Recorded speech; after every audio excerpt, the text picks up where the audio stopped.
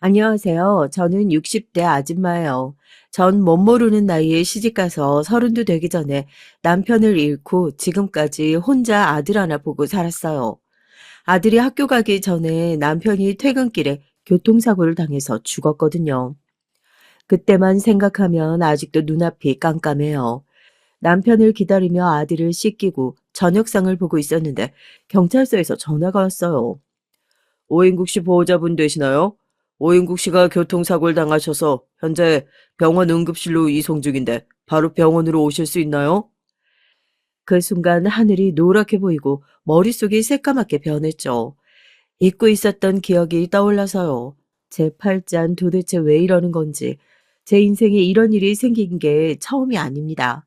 저희 부모님도 남편처럼 갑작스레 돌아가셨거든요.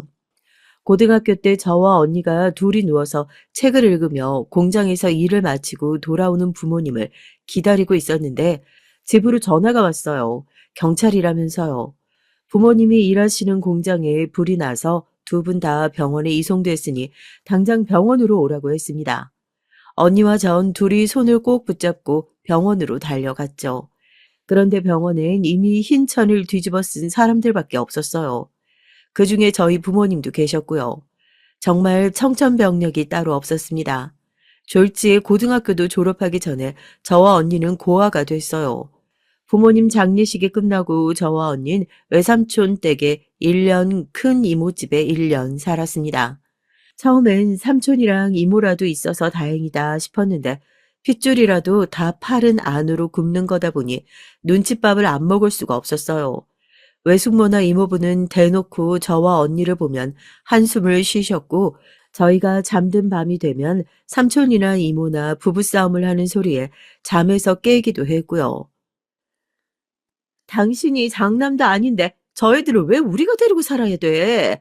쟤들도 이제 조금 있으면 성인인데 자기들끼리 알아서 살라고 내보내야지. 가진 게 뭐가 있다고 쟤들을 내보내? 아, 당신 돈 있어? 쟤들 월세라도 얻어줄 돈 있냐고. 아, 우리가 쟤들 월세를 왜 내줘? 지금도 쟤들 먹는 거 입는 거 다 대주기 벅차 죽겠구만. 나 도저히 힘들어서 안 되겠으니까 당신 누나네로 보내. 아, 그 집 큰딸이잖아. 저와 언니는 외숙모와 삼촌이 싸우는 소리를 들으면서도 나가서 한마디도 할 수가 없었어요. 그냥 자는 척 하는 수밖에 없었죠. 그러다 결국은 얼마 되지 않아 큰 이모 댁에서 살게 됐습니다. 큰 이모 댁은 삼촌 댁이랑 좀 다를까 싶었는데 거기도 마찬가지였어요. 이모부가 술만 드시고 오면 저와 언니에게 막말을 했거든요. 안 그래도 먹고 살기 힘들어 죽겠는데 내 팔자에도 없는 계집 애들까지 떠맡았으니 아유 내 팔자야. 술 먹었으면 곱게 들어가서 잠이나 잘 노릇이지. 아, 이 시간에 애들 앞에서 뭔 소리라는 거야. 아, 얼른 들어가 잠이나 자. 그런 날이면 언니와 전 밖에 나가 한참을 서성이다가 들어가고는 했어요. 이모부가 잠드시길 기다리면서요. 그래도 그나마 외삼촌 댁보다 이모네가 더 편했던 건 이모부가 일하러 나가셨을 때 마음이 편했다는 겁니다. 이모도 저희에게 잘 해주셨고 사촌 언니랑 오빠도 잘 해줬거든요. 그렇게 한참 예민했을 사춘기 때 여기저기 눈칫밥을 먹고 살아온 덕분에 언니나 저나 성인이 돼서도 눈치 하나는 빨라요. 저와 언니는 고등학교를 졸업하자마자 둘 다 취직해서 돈을 모아 금방 보증금을 모았어요. 월세 보증금이 모이자마자 저와 언니는 이모네 집을 나왔고요. 그렇게 저와 언니만 보면 으르렁거리던 이모부도 막상 저와 언니가 집을 나간다고 하자 투덜거리셨습니다. 이래서 남의 자식 키워준 공은 없는 거라니까. 기껏 먹이고 재워줬더니 돈 벌기 시작하니까 자기들끼리 나가 산다지. 이모부 이모, 그동안 정말 감사했어요. 나가서도 두 분 은혜 잊지 않고 명절 때마다 찾아뵐게요. 이모부 생신 때도 꼭 오고요. 그래, 우리가 해준 게 너무 없어서 미안하다. 나가서도 무슨 일 있으면 꼭 찾아오고 연락 자주 해. 부모님이 돌아가셨을 땐 세상이 무너지는 것 같았죠. 앞으로 내 인생은 어떻게 흘러갈까 겁이 났습니다. 말로는 외삼촌이나 이모 댁에서 눈칫밥을 먹었다고 했지만 사실 어찌 보면 제 마음이 너무 힘들어서 마음을 열지 않았는지도 몰라요. 일찍 부모님 여의고 언니와 단둘이 살다 보니 하루라도 빨리 결혼해서 제 가정을 이루고 싶었습니다. 그래서 남편을 만나 결혼식을 올린 순간부터 화목한 가정을 만들겠다 마음 먹었어요. 그런데 저에게 또 이런 고난이 닥칠 줄은 꿈에도 몰랐습니다. 전 아직 머리도 채 마르지 않은 아들을 데리고 곧장 택시를 타고 병원으로 향했어요. 그리고 저와 아들이 응급실에 도착하자마자 남편은 수술도 받지 못하고 숨을 거뒀습니다. 상대방 차량이 술을 마시고 운전을 해서 횡단보도를 건너던 남편을 보지 못하고 그대로 치고 인도로 달려들었다고 하더라고요. 그때 제 나이가 고작 29살이었어요. 결혼해서 아들 낳고 밖에 일이라고는 해본 적 없는 가정주부였는데 졸지에 술 먹고 운전한 정신병자 때문에 과부가 돼버렸으니 제 아들을 책임지며 살아야 했죠. 더군다나 더 큰 문제는 시어머니였어요. 남편이 죽고 큰 충격을 받으신 시어머니는 병원에서 그대로 실신하셨어요. 그러곤 그때부터 정신줄을 놓으셨습니다. 병원에서 너무 충격을 받아서 일시적인 기억 상실 같다고 하는데 제가 봤을 땐 꼭 치매 환자 같았죠. 말도 어눌해지시고 옛날 기억도 깜빡깜빡 하시면서 아직 어린 아들을 보고 남편으로 착각까지 하셨어요. 인구가 배고프지? 엄마가 장사 빨리 접고 들어가서 맛있는 거 해줄게. 조금만 기다려. 엄마, 할머니가 자꾸 나한테 인국이라고 불러. 나 인국이가 아니라 승우라고 얘기해줘도 못 알아듣고 자꾸 인국이래. 할머니가 너무 아프셔서 그러는 거니까 우리 승우가 조금만 이해해줘. 할머니 좋아지실 거야. 한순간에 어린아이가 되어버린 시어머니를 버틸 수는 없었어요. 시어머니도 저와 같은 과부예요. 시아버지께서도 남편이 태어난 지 얼마 되지 않아서 갑작스러운 심장마비로 돌아가셨거든요. 그 이후 시어머니는 시장에서 생선 가게를 하면서 평생을 남편 뒷바라지만 하셨습니다. 남편이 저와 결혼하고 아들을 낳았을 때 시어머니 누구보다 기뻐하시면서 저에게 아무 걱정하지 말고 애만 잘 키우라고 하셨거든요. 다른 건 당신이 다 도와주시겠다고요. 전 그런 시어머니가 든든하고 좋았습니다. 친정 부모님이 일찍 돌아가셔서 부모도 없는 절 며느리로 흔쾌히 받아주시고 남편과 결혼해서 사는 동안 친정 엄마처럼 살뜰하게 챙겨주셨거든요. 일찍이 부모님을 잃고 친척집 여기저기 방황했던 전 잘 알아요. 상대방이 나를 진심으로 좋아하는지 아니면 귀찮게 생각하는지 몇 마디 해보면 압니다. 결혼하고 저와 남편에게 작은 집을 구해주시고 시어머니는 생선가게 안에 작은 방 안에서 혼자 사셨어요. 전 그런 시어머니가 걱정돼서 함께 살자고 했는데도 시어머니는 싫다고 하셨고요. 아들내미 다 키워서 장가 보냈으면 끝이지. 아, 내가 아들 집에 얹혀서 살아? 난 일찍부터 혼자 되고 아무도 없이 아들하고만 살아서 아유 누구 눈치 보면서 사는 거 못해. 그러니까 내 걱정하지 말고 아유 너희 셋이나 재밌게 살아. 시어머니는 옛날 말대로 하면 여장부 스타일이었어요. 일찍이 남편 없이 혼자 아들을 키우며 사셔서 그런지 항상 씩씩하고 뭐든 다 괜찮다고 하시는 분이었죠.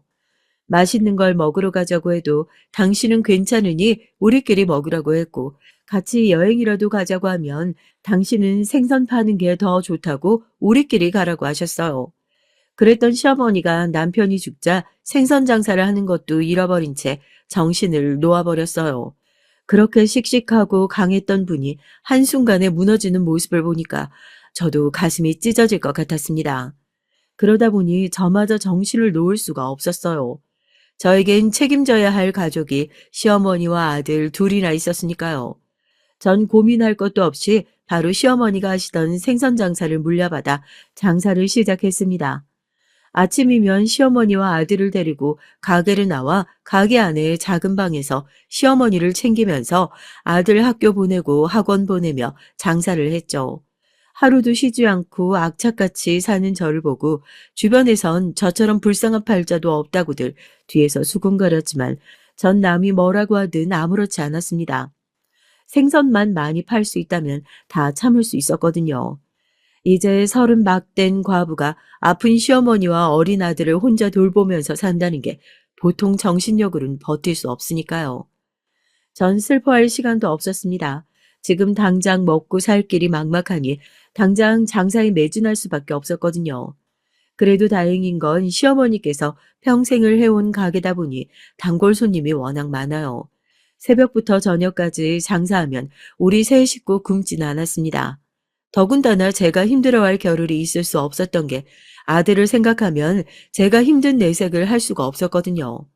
아들도 어린 나이에 아버지를 잃고 쉽지 않은 환경에서 자라느라 고생이 많았을 텐데 공부를 기똥차게 잘했습니다. 남편이 원래 머리가 좋았거든요. 학교 다닐 때 전교에서 1, 2등도 해봤다고 하더니만 아들이 그런 남편을 닮았는지 학창 시절 내내 전교 1등을 놓치지 않았어요. 그런데 천사 같던 아들이 사춘기를 아주 심하게 겪었습니다. 고등학교에 가더니 어디서 못된 친구들을 사귀었는지 매일 집에도 늦게 들어오고 학교에서 싸움도 하고 다녀서 학교 선생님에게 연락이 오는 일까지 있었죠. 한 번은 그런 적도 있습니다. 한참 가게에서 장사하고 있는데 아들 학교에서 전화가 왔더라고요. 안녕하세요, 승호 어머니. 승호가 학교에서 일이 좀 있어서 어머님 오시라고 했는데 아직 말씀 안 드렸는지 어머님께서 오시질 않으시길래 제가 연락드렸어요.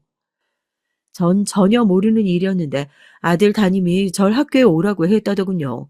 그런데 아들은 일절 저에게 말이 없었습니다. 아, 예, 안녕하세요, 선생님. 아유, 제가 일이 바빠서 찾아뵙 줄 못했네요. 내일은 꼭 찾아뵙도록 하겠습니다. 무슨 일인지 몰라도 선생님이 직접 전화까지 했으니 보통 일은 아닌 것 같았습니다. 다음 날 전 가게 문을 닫고 학교로 향했죠. 그런데 아들 학교 교무실에 간 전 생각지도 못한 얘기를 들었어요. 저 승호가 요즘 사춘기인지 정관 좀 많이 달라서요. 원래 전교 1등을 놓친 적이 없는 모범생이었는데 요즘은 뭔가 불만이라도 있는 애처럼 친구들하고 붙기만 하면 싸워요. 며칠 전엔 같은 반 애 때려서 코피까지 나게 한 적이 있거든요. 그래서 어머님 모시고 오라고 한 건데 애가 글쎄 자기는 엄마 없으니까 모셔올 수가 없단 소리까지 하더라고요. 전 선생님의 얘기를 듣고 내내 얼굴이 빨개져서 민망했어요.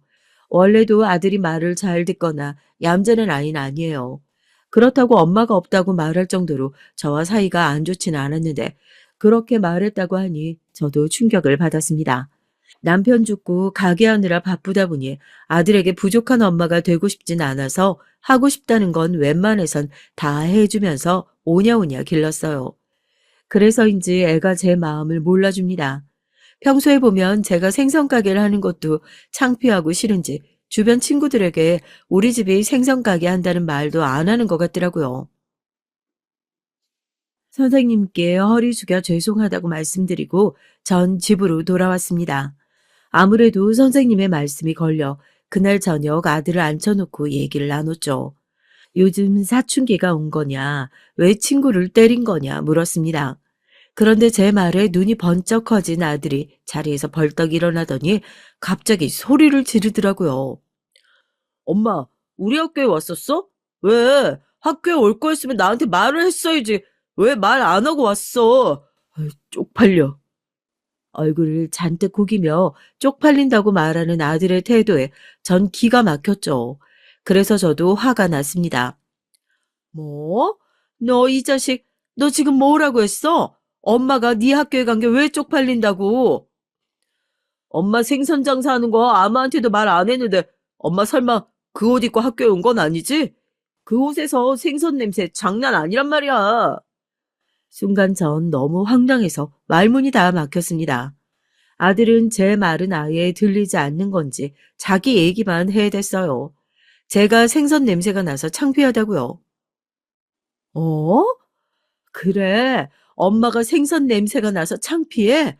그러는 넌 친구랑 싸워서 코피까지 나게 해놓고 그건 안 창피하니? 네가 깡패야? 왜 친구 코피를 터뜨려? 전 아들이 괘씸하고 미웠습니다. 저라고 평생 만지지도 못했던 생선 대가리를 척척 잘라내면서 생선 가게 하고 싶었겠어요. 이게 다 아들 하나 잘 키워보려고 아등바등 살다 보니 이렇게 된 건데 하나밖에 없는 아들 녀석이 제 마음을 몰라주니 서러워서 눈물이 절로 나더라고요. 그런데 그때 아들이 하는 말이 기가 막혔습니다. 내가 그 새끼 왜 때렸는 줄 알아? 그 새끼가 내가 의대 갈 거라고 했더니만 난 아버지도 없이 가난한 새끼라 죽어도 의대 못 간다잖아. 돈 없어서. 순간 전 가슴이 철렁 내려앉는 것만 같았어요. 아들이 그런 소리를 들었을 거라고는 상상도 못했거든요. 뭐, 뭐야? 아, 어떤 자식이 내 아들한테 그딴 소리를 해? 네가 왜 의대를 못 가? 걱정하지 마. 엄마가 생선을 팔든 뭘 팔든 너 무조건 의대 보내줄 테니까. 넌 쓸데없는 짓 하지 말고 공부나 해. 그랬습니다. 전 저대로 먹고 살 걱정만 하고 사느라 신경 쓰지 못했는데 아들도 나름대로 학교에서 쉽지 않은 생활을 하고 있었더라고요. 그날부터 제 목표는 단 하나였어요. 제 아들을 의대에 보내는 거요. 공부도 제일 잘하고 운동도 잘하는 우리 아들이 제대로 된 부모 만났어도 그런 소리를 듣진 않았을 거예요. 제가 가난하고 생선 장사나 하고 있으니 제 잘난 아들이 그런 취급을 당한 겁니다. 그때 전 다시 각오했어요. 제 아들이 원하는 대로 어떻게든지 의사 선생님을 만들기로요. 그래서 그때부턴 더 악착같이 살았습니다. 단 하루도 쉬지 않고 일주일 내내 생선을 팔았죠. 아들은 아무것도 신경 쓰지 않고 공부만 할 수 있도록 뒷바라지를 했고요. 물론 참기 힘든 정도로 힘든 순간도 있었어요. 원래 제가 새벽 시장에 가면 아들이 학교에 가기 전에 시어머니를 가게에 모셔다 놓고는 했는데 아들이 학교에 가기 전에 시장에 들르는 게 힘들다고 해서 그럼 시장에 들르지 말고 바로 학교로 가라고 했습니다. 할머니는 제가 챙기겠다고요. 어쩌겠어요. 공부하기도 바쁜 애한테. 정신도 온전치 않은 할머니를 맡길 수는 없으니 그냥 제가 새벽 시장에 갈 때 트럭에 시어머니를 모시고 다녔습니다. 그래도 몇 년 전까진 가게에 데려다 놓으면 혼자 잘 계셨는데 얼마 전부턴 자꾸 밖에 나가 길을 헤맸거든요. 평생을 일했던 시장인데도 길을 잃어서 가게까지 찾아오지도 못하고요. 행여나 시어머니를 잃어버릴 기라도 할까봐 전 장사를 하면서도 연신 시어머니를 챙겨야 했습니다. 그러다 보니 순간순간 식겁할 정도로 땀을 빼는 일이 수두룩했어요. 한참 장사하고 있는데 어머님이 뜨거운 걸 만지다가 화상을 입어서 급하게 응급실에 가기도 하고 저한테 말도 안 하고 자꾸 밖에 나가서 찾아다니느라 애먹은 적이 한두 번이 아니에요. 그럴 때면 저도 모르게 눈물이 펑펑 쏟아집니다. 정말 너무 서럽고 힘들어서요. 그래도 눈물을 손으로 비비며 꾹 참았습니다. 지금이야 이렇게 고생하고 힘들지만 앞으로 아들이 의사가 되면 저도 한시름 놓을 수 있을 것 같아서요. 그렇게 꾹 참고 산 게 보람이 있었죠. 제 아들이 단번에 의대에 합격했어요. 당연한 결과였죠. 동네에서 우리 아들만큼 똑똑한 놈은 없으니까요. 아들이 서울대 의대에 합격했다는 소식을 들었을 때 정말 등에 날개라도 생긴 것처럼 금방이라도 하늘을 날 것 같더라고요. 전 아들이 너무 자랑스러웠습니다. 하지만 아들에게 있어 전 항상 부족한 엄마였어요. 학교 졸업하고 성인이 되니 더는 엄마가 필요하지 않은 것 같더라고요. 입학식 날 친구들이랑 밤새도록 놀기로 해서 엄마랑 할머니 와도 잠깐밖에 못 봐. 집에서 먼데 그냥 오지 마세요. 내가 친구들이랑 사진 찍어서 보내줄게. 오랜만에 가게까지 닫고 대학 입학식에 갈 생각에 기다리고 있었는데 글쎄 아들이 오지 말랍니다. 친구들이랑 약속이 있다고요. 졸업식 끝나자마자 집구에 가서 한 달 넘게 얼굴도 못 봤는데 엄마랑 할머니 보고 싶지도 않아? 엄마 우리 아들 보고 싶어 죽겠는데. 집이 지방이다 보니 대학까지 너무 멀어 고등학교 졸업도 하기 전에 일찍 서울에 올라가 월세방을 구해줬어요. 마음 같아서는 넓은 전세를 구해주고 싶었지만 의대 등록금이 너무 비싸다 보니 월세밖에 구해주지 못했습니다. 에이, 내가 주말에 내려가면 되지. 집도 좁아서 올라오셔도 있을 데도 없어. 그리고 엄마가 하루라도 생선 더 팔아야 나 전셋집 빨리 구해주지. 엄마, 입학식 날은 진짜로 안 와도 되니까 생선 많이 팔아서 돈 많이 벌어오세요. 품 안의 자식이라는 말이 맞습니다. 아직도 자는 모습을 보면 제 속으로 낳은 새끼가 맞는데 저렇게 서울대까지 입학해 버젓이 대학생이 된 모습을 보면 저 잘난 게 진짜 내가 낳은 새끼 맞나 믿기지가 않거든요. 그런데 시간이 갈수록 내가 낳은 아들인데 어쩐지 내 아들 같지 않고 어려웠어요. 서울에 올라간 이후 더 연락도 안 하고 얼굴도 못 보니 거리감이 확 느껴지더라고요. 아들은 더 대단해질수록 점점 더 바빠졌습니다. 아들이 바쁘면 바쁠수록 얼굴을 볼 수가 없었죠. 아들이 의사 면허에 합격해 진짜 의사가 될 때까지 아들 얼굴을 10번이나 봤나 봐요. 의대 졸업식 때도 오지 말라고 해서 못 갔어요. 사실 주변에선 자식이 오지 말라고 해도 명색이 서울대 졸업식인데 안 가냐고 했지만 전 아들 말을 듣기로 했습니다. 그럴 수밖에 없는 게 고등학교 때 제가 학교에 간 게 창피하다고 소리쳤던 아들의 모습이 아직도 가슴에 남아 있거든요. 그때야 아들도 어렸고 나도 뭘 몰랐으니 그랬지만 지금은 아들도 다 큰 성인인데 행여 주변 친구들 앞에서 저한테 생선 냄새라도 나면 어쩌나 걱정돼서 더 못 가겠었어요. 그래도 하나뿐인 자식이라 그런지 혼자 사는 아들이 밥이나 챙겨 먹을까 걱정돼서 수시로 전화는 해요. 물론 무뚝뚝한 아들은 4~5번에 한 번 받을까 말까 해요. 제가 여러 번 전화해서 어쩌다 받아도 아들은 항상 피곤하다는 말만 하다가 전화를 끊었죠. 아, 오늘도 잠 못 잤어? 목소리에 힘이 없네. 아이, 그렇게 매일 잠도 안 자고 일만 해서 어떡해. 밥은 챙겨 먹은 거야? 밥 먹을 시간이 어딨어. 집에 갈 시간도 없어서 빨래도 못 돌리고 간신히 잠만 자고 나와서 양말이랑 속옷도 다 사서 입고 있는데. 아이고, 엄마가 장사한다고 한번 올라가서 들여다보지도 못하고 미안하다. 다른 의사들은 가족들이 다 알아서 챙겨줄 텐데. 됐어. 챙겨주긴 무슨. 나 혼자가 편하니까 행여나 걱정된다고 또 불쑥 찾아오지나 마요. 나 교수님 찾아서 들어가 봐야 돼. 나중에 통화해요. 아들들은 원래 다들 그런가요?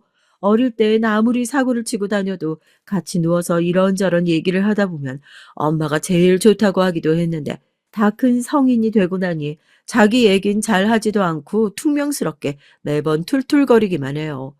그럴 때면 내가 부모로서 너무 해준 게 없어서 그런가 싶어서 괜히 더 미안하기만 합니다. 그러다 한번 아들에게 먼저 전화라도 오면 무슨 일인가 기분이 좋아 생선을 손님에게 팔다가도 고무장갑 벗고 아들 전화를 먼저 받았습니다. 아들, 웬일로 먼저 전화를 걸었어? 아니, 무슨 일 있어? 핸드폰 화면에 아들이라는 두 글자만 봐도 심장이 쿵쾅 크게 뛰고 절로 기분이 좋아요. 그럴 때면 이런 게 바로 자식이구나 싶더라고요. 그렇지만 부모는 언제나 짝사랑이에요. 저나 아들 전화를 기다리지. 아들은 자기 할 말만 하고 끊거든요. 엄마, 이번에 전세금 올려줘야 한다고 몇 번을 말했는데 아직도 입금을 안 했어. 아, 바빠 죽겠는데 주인한테 또 전화 왔잖아. 아이고, 엄마가 새벽 시장 갔다 와서 은행 가서 보낸다는 게 깜빡했다. 미안해. 지금 바로 갔다 올게. 아, 그러게 핸드폰으로 돈 보내는 것 좀 배우라니까. 아우, 답답해. 아, 주인한테 또 전화 오면 받기 싫으니까 지금 바로 보내요. 알았어, 아들. 내가 바로 보낼게. 제가 이래요. 매일 이렇게 깜빡깜빡하고 아들 답답하게 하니 아들도 저에게 전화하고 싶지 않은 거겠죠. 아이고, 의사 아들 전화인가 보네. 아니, 아들이 의사면 돈도 잘 벌 텐데 아직도 돈을 보내주고 그래? 모르는 사람들은 제 아들이 의사라고 하면 무슨 재벌이나 되는 줄 알아요. 다 속 모르고 하는 소리죠. 아유, 이제 막 의사 면허 딴 새내기라 대학병원에선 보통 월급쟁이만큼밖에 못 번다고 그러더라고요. 내가 돈 못 버는 것도 아니고, 아, 돈 있는데 도와줄 수 있을 때까진 도와줘야죠. 그래, 그래. 앞으로 교수 되고 자기 병원 차리고 그러면 돈 긁어 모을 텐데. 그때 되면 평생 생선 팔아 뒷바라지한 엄마한테 알아서 얼마나 잘하겠어. 그땐 생선 쳐다도 볼 일 없이 스테이크만 썰걸. 아들 하나 의사 만들었다고 주변에선 다들 난리예요. 앞으로 호강할 일만 남았다고 다들 저에게 잘 보여야 한다고 그럽니다. 그럴 땐 저도 모르게 어깨가 고추세워지긴 해요. 이게 바로 자식 잘 키운 덕인가 싶기도 하고요. 그런데 제가 잘못 생각해도 한참을 잘못 생각했더군요. 제 속으로 낳은 내 자식이지만 내가 내 아들에 대해 너무 모르고 있었어요. 그나마 내 품 안에 있을 땐 아버지 없는 자식이라는 소리 안 듣게 하려고 잔소리도 하고 아무리 없이 살아도 내 자식만큼은 부족한 거 없이 키우려고 부지런히 노력했는데 대학을 가면서 집을 나가고 나서는 연락도 자주 못하고 얼굴도 못 보고 지내니 뭘 하고 사는지 모르겠더라고요. 한 번은 제가 시어머니 때문에 힘들어서 전화 통화하다가 하소연을 좀 했어요. 시어머니가 전보다 치매 증상이 심해져서 이젠 아예 혼자 두고 뭘 할 수가 없더라고요. 제가 새벽 시장에 가는 잠깐이라도 돌봐줄 수 있는 사람을 구해야 하나 걱정이라고 했습니다. 그러자 아들이 딱 잘라서 하는 말이 그냥 요양원에 보내랍니다. 어차피 할머니 정신도 없는데 엄마가 그렇게 지극정성으로 해봐야 뭐해. 엄마 부모도 아닌데 괜히 엄마 몸 축내지 말고 그냥 요양원 보내세요. 아들 딴엔 절 걱정해서 한 말인진 몰라도 전 너무 서운했어요. 아들이 꼭 남 같아서요. 아들, 너 어떻게 할머니를 가지고 그렇게 말할 수가 있어? 할머니가 지금이야 정신이 없으셔서 그렇지. 그전에 너한테 얼마나 잘해주셨는데. 네 아빠 죽고 정신없는 와중에도 너 대학 보내라고 집 한 동 고스란히 엄마한테 준 거 잊었어? 할머니가 우리한테 얼마나 잘해주셨는데 너 그거 절대 잊으면 안 돼. 아, 그럼 나더러 어쩌라고. 내가 당장 내려가서 엄마 도와줄 수 있는 것도 아닌데. 맨날 전화할 때마다 할머니 얘기하는 거 듣는 건 좋은 줄 알아? 나도 하루 종일 병원에서 일하느라 죽을 맛이거든. 아이고, 알았다, 알았어. 엄마가 또 괜한 소리 했네. 신경 쓰지 말고 밥 잘 챙겨 먹어. 제 잘못이죠, 뭐. 타지에 나가서 힘들게 일하는 아들한테 괜히 제 속마음을 보이는 게 아닌데, 괜히 이런저런 헛소리를 해서 애 신경만 더 쓰게 만들었어요. 얼마 뒤 시어머니 상태가 더 안 좋아지셔서 병원에 간 김에 이것저것 검진을 받았는데, 폐 상태가 안 좋아서 당장 입원해야 한다고 했습니다.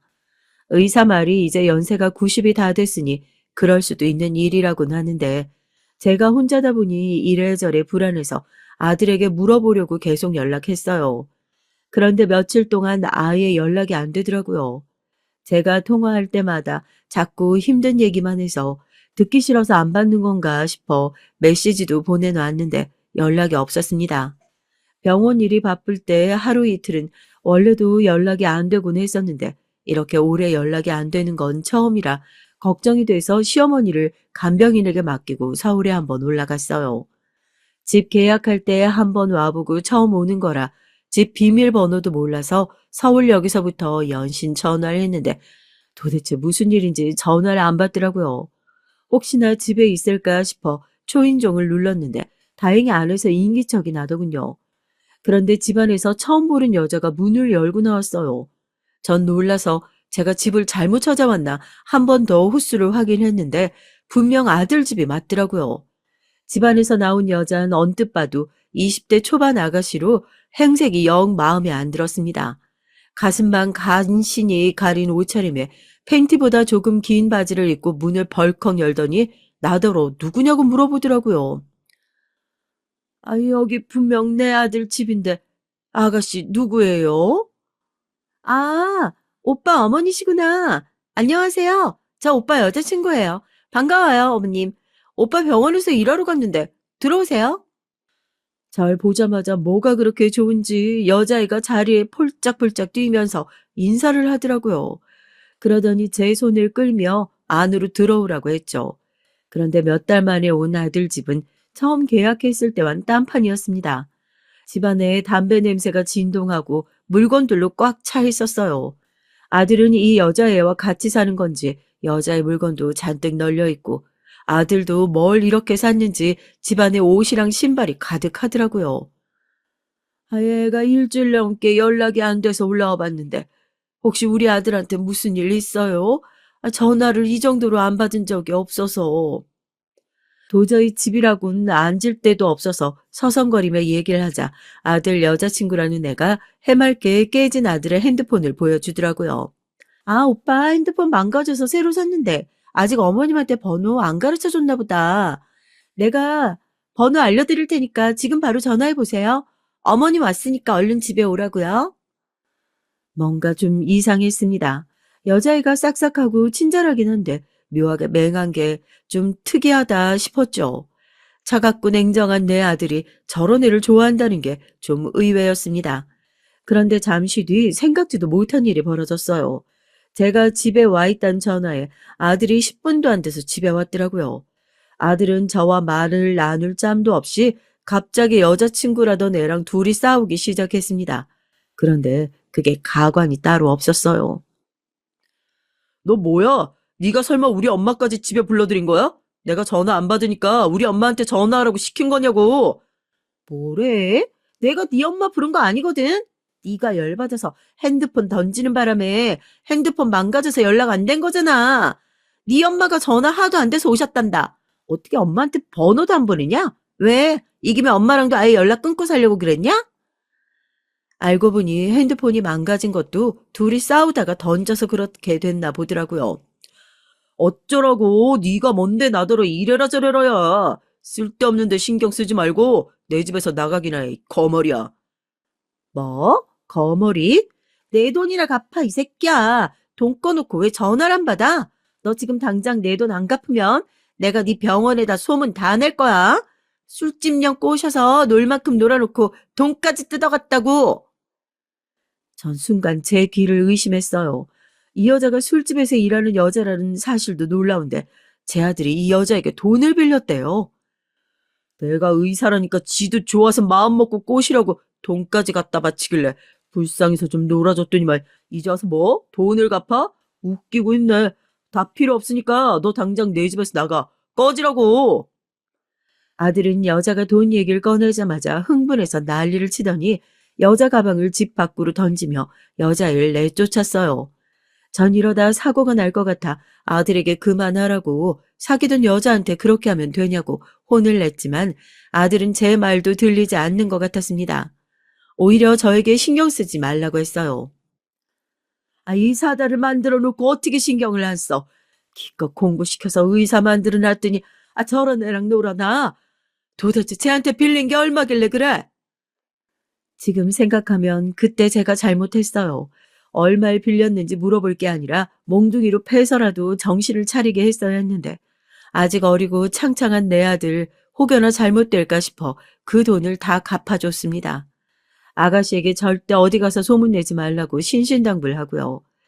그 일 이후 전 아들에게 실망감이 이만저만 아니었어요. 서울대까지 나오고 의사라는 애가 왜 저렇게 철이 없나 싶어서요. 그 이후 몇 달은 저도 정신이 없어서 아들 일에 신경 쓸 수가 없었습니다. 시어머니가 병원에 계시다가 돌아가셨거든요. 폐에 물이 찬 게 회복이 안 돼서 돌아가셨습니다. 그 이후 며칠은 저도 마음이 좋지 않아 가게에도 나가지 않았고요.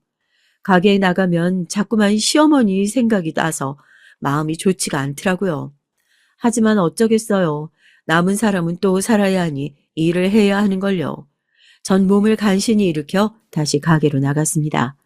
그래도 혼자 우중충하게 집에 있는 것보단 가게에서 나가 일을 하는 게 쓸데없는 생각 안 하고 좋았죠. 장사로 바쁜 와중에 웬일로 아들에게 연락이 왔어요. 그런데 아들놈이 하는 말이 기가 막혔습니다. 그 난리를 친 지 얼마나 됐다고 몇 달 만에 연락이 와선 또 이상한 소리를 하더라고요. 잠깐 휴가를 내고 미국에 갔다 온답니다.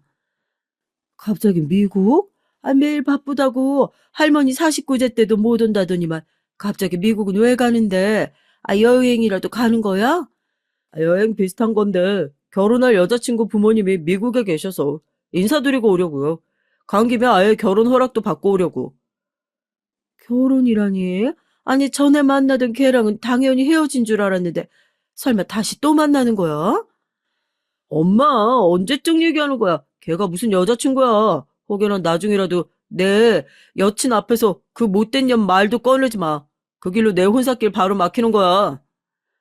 전 순간 어안이 다 벙벙했어요. 바로 얼마 전까지 다른 여자랑 싸우고 난리를 치더니만 갑자기 결혼할 여자친구가 생겼다네요. 제 아들이지만 도대체 누굴 닮았는지 여자를 참 좋아해요. 세상에 뭐 이런 남봉꾼이 다 있나 싶었습니다. 제가 말문이 막혀 입을 딱 다물었는데도 아들은 아랑곳하지 않고 본인은 일주일 미국에 있다가 올 생각이니 연락이 안 되더라도 걱정하지 말라고 하더라고요. 아, 네가 언제 나한테 어디 간다고 보고하고 다녔니? 웬일로 연락을 다 했대. 엄마가 또 며칠 연락 안 된다고 쪼르르 집이랑 병원에 찾아올까 봐 그러지. 암튼 내가 연락할 때까지 연락하지 마세요. 원래도 무뚝뚝하고 자기밖에 모르는 녀석이니 이젠 무슨 말을 들어도 서운하지도 않았습니다. 오히려 미국에 간다고 먼저 연락해 준 게 고마울 따름이었죠. 알았어. 아, 미국 다녀오거든 엄마한테도 네 여자친구 정식으로 소개해줘. 아, 네가 결혼까지 생각하는 여자라고 하니까 엄마도 궁금하네. 제 말에 아들은 결국 대답도 안 해주고 전화를 끊었습니다. 그리고 얼마 뒤 또 저를 불안하게 하는 일이 생겼어요. 아들이 결혼할 여자가 있다고 한 얘기를 한 이후 통 연락이 없길래 걱정돼서 전화를 했는데 아들이 또 전화를 받지 않았습니다. 아들과 한 달 가까이 연락이 되지 않으니 아무래도 걱정이 돼 가게 문 닫고 서울에 올라왔어요. 전에 있었던 일이 떠올라 이 녀석이 또 뭔 사고를 친 건가 싶어서요. 그런데 아들의 행방이 묘연했습니다. 분명 아들 집이 맞는데 아무리 초인종을 눌러도 안에서 인기척이 없더라고요. 이럴 줄 알았으면 아들 집 비밀번호라도 물어보는 건데 전화도 받지 않으니 슬슬 걱정되기 시작했어요. 전 혹시나 아들에게 무슨 일이라도 생긴 게 아닌가 싶어서 아들이 일하는 대학병원으로 찾아갔죠. 아들이 연락이 안 되더라고요. 절대 찾아오지 말라고 했지만 부모 마음에 어떻게 가만히 있어요. 그런데 놀라운 게 글쎄 제 아들이 병원을 그만뒀다네요. 심지어 간호사 말이 제 아들이 병원을 그만두고 아예 미국으로 갈 거라고 했답니다. 순간 전 머리가 띵했어요. 이게 다 무슨 소린지 모르겠더라고요. 병원을 그만뒀다는 건 뭐고 병원을 차린다는 건 또 무슨 소린가 싶어서요. 바로 얼마 전에도 친구에게 돈을 빌려줘서 돈 없다고 생활비를 조금만 보내달라고 하더니만 도대체 무슨 돈이 있어서 병원을 차렸다는 건지 알 수가 없었죠. 전 아무래도 불안해서 이대로 집에 내려갈 수가 없었습니다. 아들 얼굴을 보지 못하면 안심이 되지 않아 못 내려갈 것 같았거든요. 전 다시 아들이 사는 집으로 가봐야겠다 싶어 병원을 나섰죠. 그런데 그때 병원 건너편 횡단보도에 익숙한 얼굴이 보였습니다. 바로 제 아들이었어요. 옆에 웬 여자랑 다정하게 손을 잡고 서 있더라고요. 바로 저 여자가 결혼할 여자인가 보다 싶어 전 반가운 마음에 신호가 바뀌자마자 한달음에 아들에게 달려갔습니다. 연락이 안 된 것도 안 된 거지만 아들이 결혼하겠다고 한 여자가 어떤 애인지 저도 너무 궁금했거든요. 아들, 아, 도대체 뭐라고 다니길래 이렇게 연락이 안 돼? 엄마가 얼마나 연락했는지 알아? 전 아들 어깨를 툭 치며 도대체 뭐라고 다니는 거냐고 했어요. 그제야 저를 발견한 아들은 못 볼 걸 보기라도 한 것처럼 눈을 크게 뜨더니 소스라치게 놀랐습니다. 그때 아들 옆에 있던 아들의 여자친구가 절 위아래로 훑어보더니 저더러 누구냐고 물었어요. 전 당연히 승호 엄마라고 소개하려고 했는데 그때 아들이 먼저 나서서 소개를 하더군요. 그런데 아들이 하는 말이 기가 막혔습니다. 아, 이 아줌마 자기 신경 안 써도 돼. 우리 집 가정부야. 워낙 가깝게 지내다 보니까 나더러 아들이라고 부르시거든. 난 엄마라고 부르기도 하고. 오랜만이에요, 아줌마. 잘 지내셨어요? 순간 전 시간이 그대로 멈추기라도 한 줄 알았습니다. 그 정도로 당황했어요. 아들이 저더러 자기 집에서 가정부로 일하는 아줌마랍니다. 전 다시 곱씹으며 생각해봐도 제가 잘못 들은 줄 알았어요. 아들, 지금 나한테 뭐라고 한 거야? 가정부? 내가 왜 가정부야? 전 너무 기가 차서 말이 나오지도 않았어요. 말을 버벅거리며 아들 팔을 붙잡으려고 하는데도 아들은 절 외면하더니 제게 꾸벅 인사를 하고 그대로 길을 건넜습니다. 너무 놀라서 그 자리에 그대로 굳어버린 전 발이 떨어지지 않아 아들을 따라갈 수가 없었어요. 전 어디로 가야 할지 몰라 내내 방황하다가 결국은 아들 집으로 향했습니다. 병원에서 아들 집까지 10분도 채 걸리지 않는데 그 잠깐 동안 전 오만 가지 생각을 했어요. 그리고 제가 아들을 잘못 키워도 한참을 잘못 키웠다는 생각이 들었죠. 이 자식이 나를 또 개무시해? 내가 생선장사하는 거 창피하다고 해서 평생 그림자처럼 없는 듯 지내줬더니만 이제 나의 엄마를 없는 사람처럼 취급하고 살고 있었어. 전 아들이 괘씸해서 손이 부들부들 떨렸습니다. 지금까지 입학시키고 졸업시키고 오지 못하게 하고 만나던 여자들도 한번 제대로 소개도 해주지 않은 게 다 이런 이유였어요. 주변에 아예 엄마인 나를 얘기도 하지 않은 거였죠. 만약 결혼하기로 했다는 그 여자와 함께 있다가 집 앞에서 다시 나를 만나면 아들은 뭐라고 할지 궁금했어요. 이렇게 된 이상 전 아들의 진짜 모습을 다 까발려줄 생각이었어요. 제가 아들 집 앞에 쭈그리고 앉아 기다린 지 2시간이 지나자 그제야 아들이 나타났습니다. 엘리베이터에서 내리자마자 절 발견한 아들은 순간 미간을 구기더니 한숨을 크게 내쉬며 걸어왔어요. 역시나 제가 집 앞에 와 있을 줄 알고 여자친구는 안 데리고 왔더군요. 그러더니 내 눈도 마주치지 않고 들어오더니 현관 비밀번호를 누르더라고요. 전 너무 우라통이 터져서 아들이 문을 열자마자 활짝 열고 아들보다 앞서 집으로 들어갔습니다. 그런데 아들 집은 여전했어요. 저에게 다시는 사치 부리지 않는다고 돈 아껴 쓸 거라고 해놓고 여전히 집안엔 명품 옷들과 신발들이 잔뜩 쌓여 있더라고요. 자기 주제에도 맞지 않는 걸 이렇게 사들인 이유가 있었습니다. 딱 보니 돈 많은 집 아들이라고 여자들 등이나 처먹고 다니려고 그런 거예요. 하지만 지금은 그런 데 신경 쓸 겨를이 없었죠. 아들에게 확인할 게 너무 많았으니까요. 너 아까 무슨 짓 한 거야? 감히 평생 뒷바라지만 하느라 고생한 엄마더러 뭐? 가정부? 너 이 자식이 제정신이야? 아들에 대한 배신감은 이루 말할 수가 없었습니다. 아들은 절 배신한 것도 모자라 모두를 속였어요. 엄마, 흥분하지 말고 내 말 좀 들어봐. 엄마도 누구보다 내가 잘 나가고 잘 살기 바라잖아. 아까 그 여자 아버지가 미국에서 병원을 해. 나 그 집에 잠깐만 가면 미국에서 인생 완전히 피는 거야. 아들은 말 같지도 않은 소리를 하기 시작했어요. 본인이 미국으로 장가를 갈 거랍니다. 그래서 그 여자 따라 미국 가서 살려고 병원도 그만두고 엄마도 엄마라고 소개도 못하는 거야? 왜? 엄마가 생선 장사한다고 하면 그 여자가 너랑 결혼 안 해준대? 이렇게 된 김에 전 아들의 진짜 속마음을 알고 싶었어요.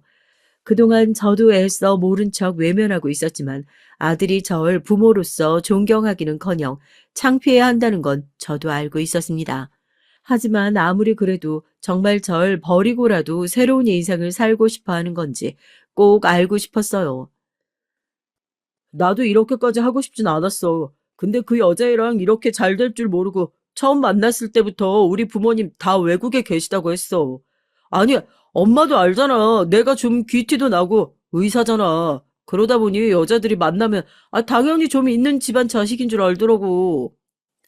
아들은 이미 정신이 나간 것 같았어요.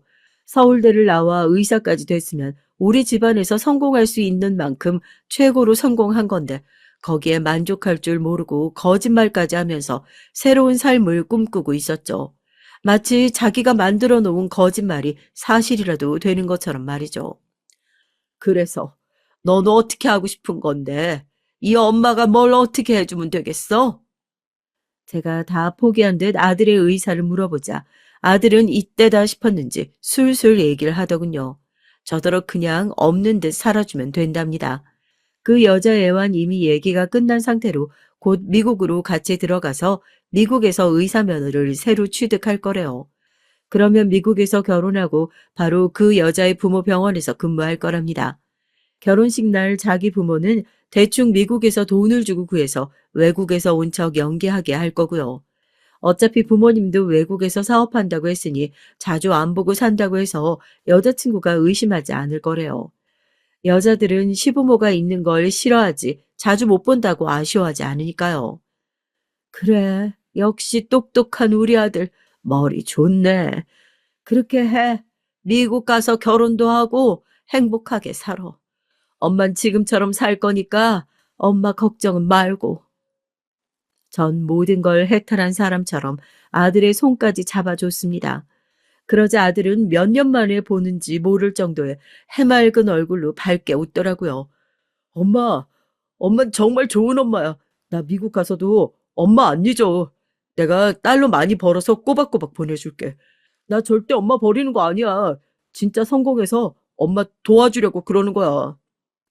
아들은 끝까지 절 위해서라고 하더군요. 전 아들에게 알겠다고 고맙다고 하고 집으로 돌아왔습니다. 그리고 아들이 미국에 간다고 한 날까지 일절 연락하지 않았죠. 괜히 미국에 간다고 신난 아들 마음에 불편하게 하고 싶지 않아서요. 전 아들이 어느 때보다 행복하길 바랐습니다. 며칠 뒤 드디어 아들의 출국 날이 됐어요. 전 일찍 공항에 가서 아들을 기다렸죠.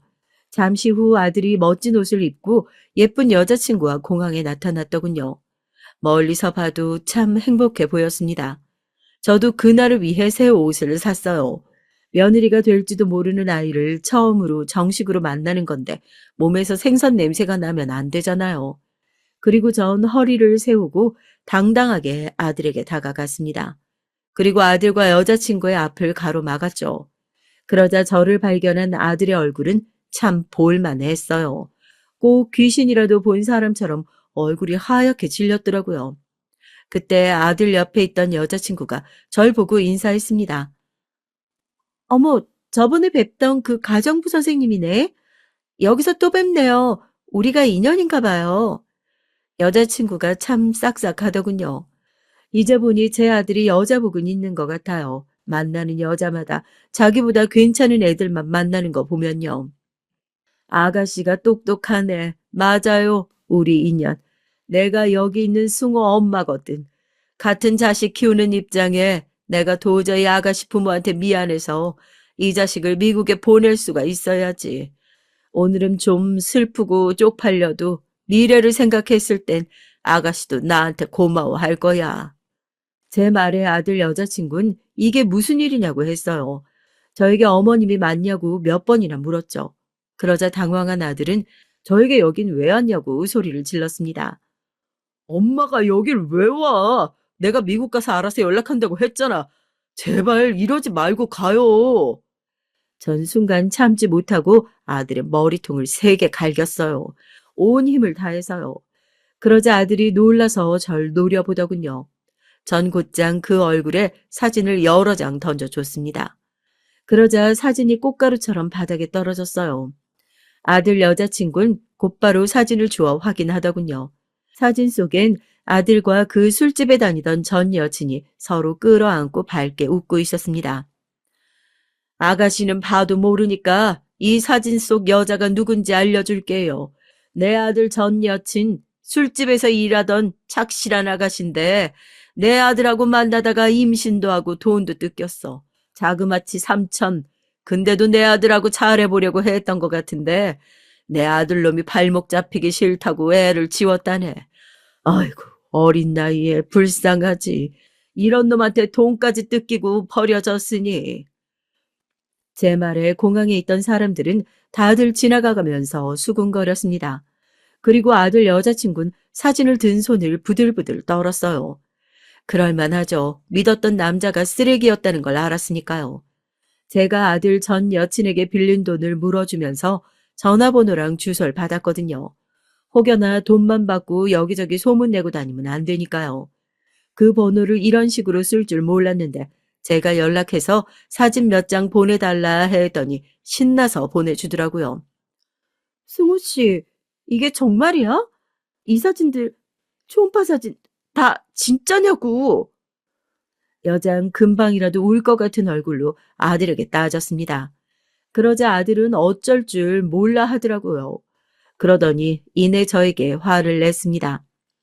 엄마 미쳤어? 그 삼천도 엄마가 주고 중절하는 돈도 엄마가 줬잖아. 그래놓고 어떻게 이래? 그래, 너 말 잘했다. 네가 여친 중절시킨다고 나더러 돈 달라고 했냐? 친구가 돈 꺼가서 없다고 했지, 이 미친놈아. 아, 그리고 아가씨, 하나 더 남았는데, 이놈이 부모 외국에서 사업한다고 했지? 아니야, 나 시장에서 생선 팔아. 엄마, 뭐 하는 거야? 전 미리부터 캐리어에 넣어간 생선을 꺼내 아들의 머리에 퍼 부어줬습니다. 이게 어떤 생선인 줄 알아? 너 지금 입고 있는 옷부터 신발까지 다 사준 생선이고 너 의사 만든 생선이야. 알아, 이 버러지 같은 놈아. 그 이후 어떻게 됐는진 저도 가물가물해요. 온몸에 생선을 뒤집어 쓴 아들놈을 보고 배를 잡고 웃느라 정신이 없었거든요. 아들은 당연히 그 여자에게 차였습니다. 그리고 혼인빙자 사기로 고소당했다가 얼마 전에 합의를 봤대요. 전 감옥을 가든 말든 신경도 안 썼는데 아들놈이 변호사 친구에게 부탁해서 해결하기는 했나 봐요. 그 이후 아들이 몇 번 찾아왔지만 전 만나주지 않고 있습니다. 아들은 무슨 바람이 불었는지 저에게 잘못했다고 용서해달라고 얘기를 했지만 전 들은 척도 안 했어요. 아들은 아마 제가 이러다 말 거라고 생각하고 있겠지만 아닙니다. 전 다시는 아들을 만나지 않을 생각이에요. 그게 아들에게도 저에게도 합당한 벌이라고 생각합니다. 제가 아들을 잘못 키웠어요. 전 분명 의사로 키웠는데 사기꾼으로 컸더라고요. 전 아들이 더한 사고를 쳐서 감옥까지 가는 꼴은 죽어도 못 보겠더군요. 그래서 공항에 나가기로 한 거예요. 제가 멈춰주지 않으면 아들은 스스로 멈추지 못할 것 같아서요. 하지만 여기까지입니다. 제가 부모로서 할 일은 이제 다 했다고 생각해요. 아들 녀석이 어떻게 살든 이제 절대 신경 안 쓸 겁니다. 이번 일로 아들은 저에게 독이라는 걸 알았으니까요. 제 심장을 죽이는 독이요. 아들 없이도 혼자 잘 살라고 여러분께서 좀 응원해 주세요. 응원하는 댓글 많이 올려주시면 저에게 큰 힘이 될 것 같습니다. 두서없이 써내려간 제 얘기 끝까지 들어주셔서 감사합니다. 여러분의 가정은 언제나 화목하시길 바랄게요. 전 어렸을 때부터 아이를 너무 가지고 싶었어요. 어릴 때부터 항상 인형도 아기처럼 품에 갖고 다녔던 것 같네요. 열심히 일하고 돈을 벌었지만 늘 언젠간 결혼해서 꼭 내 아이를 가져야지 했던 것 같습니다. 회사를 다니고 30대가 지나고 정신없이 일만 했었지만 나중에 태어날 아이를 위해서 담배도 피우지 않고 늘 몸에 좋은 영양제랑 엽산 같은 걸 챙겨 먹었어요. 좀 오버스럽죠? 남자를 만나더라도 그 사람이 얼마나 매력적인지 그 사람이 가지고 있는 조건이라든지 이런 건 별로 중요하지 않았어요. 이상하게 이 사람이 내 아이의 아빠가 되면 어떨까? 이 사람은 어떤 아빠가 될까 하는 생각들이 먼저 들었던 것 같아요. 내 아이의 아빠가 되면 가장 이상적일 사람을 만나려고 했던 것 같습니다. 가정적이고 아이를 좋아하는 그런 사람이요.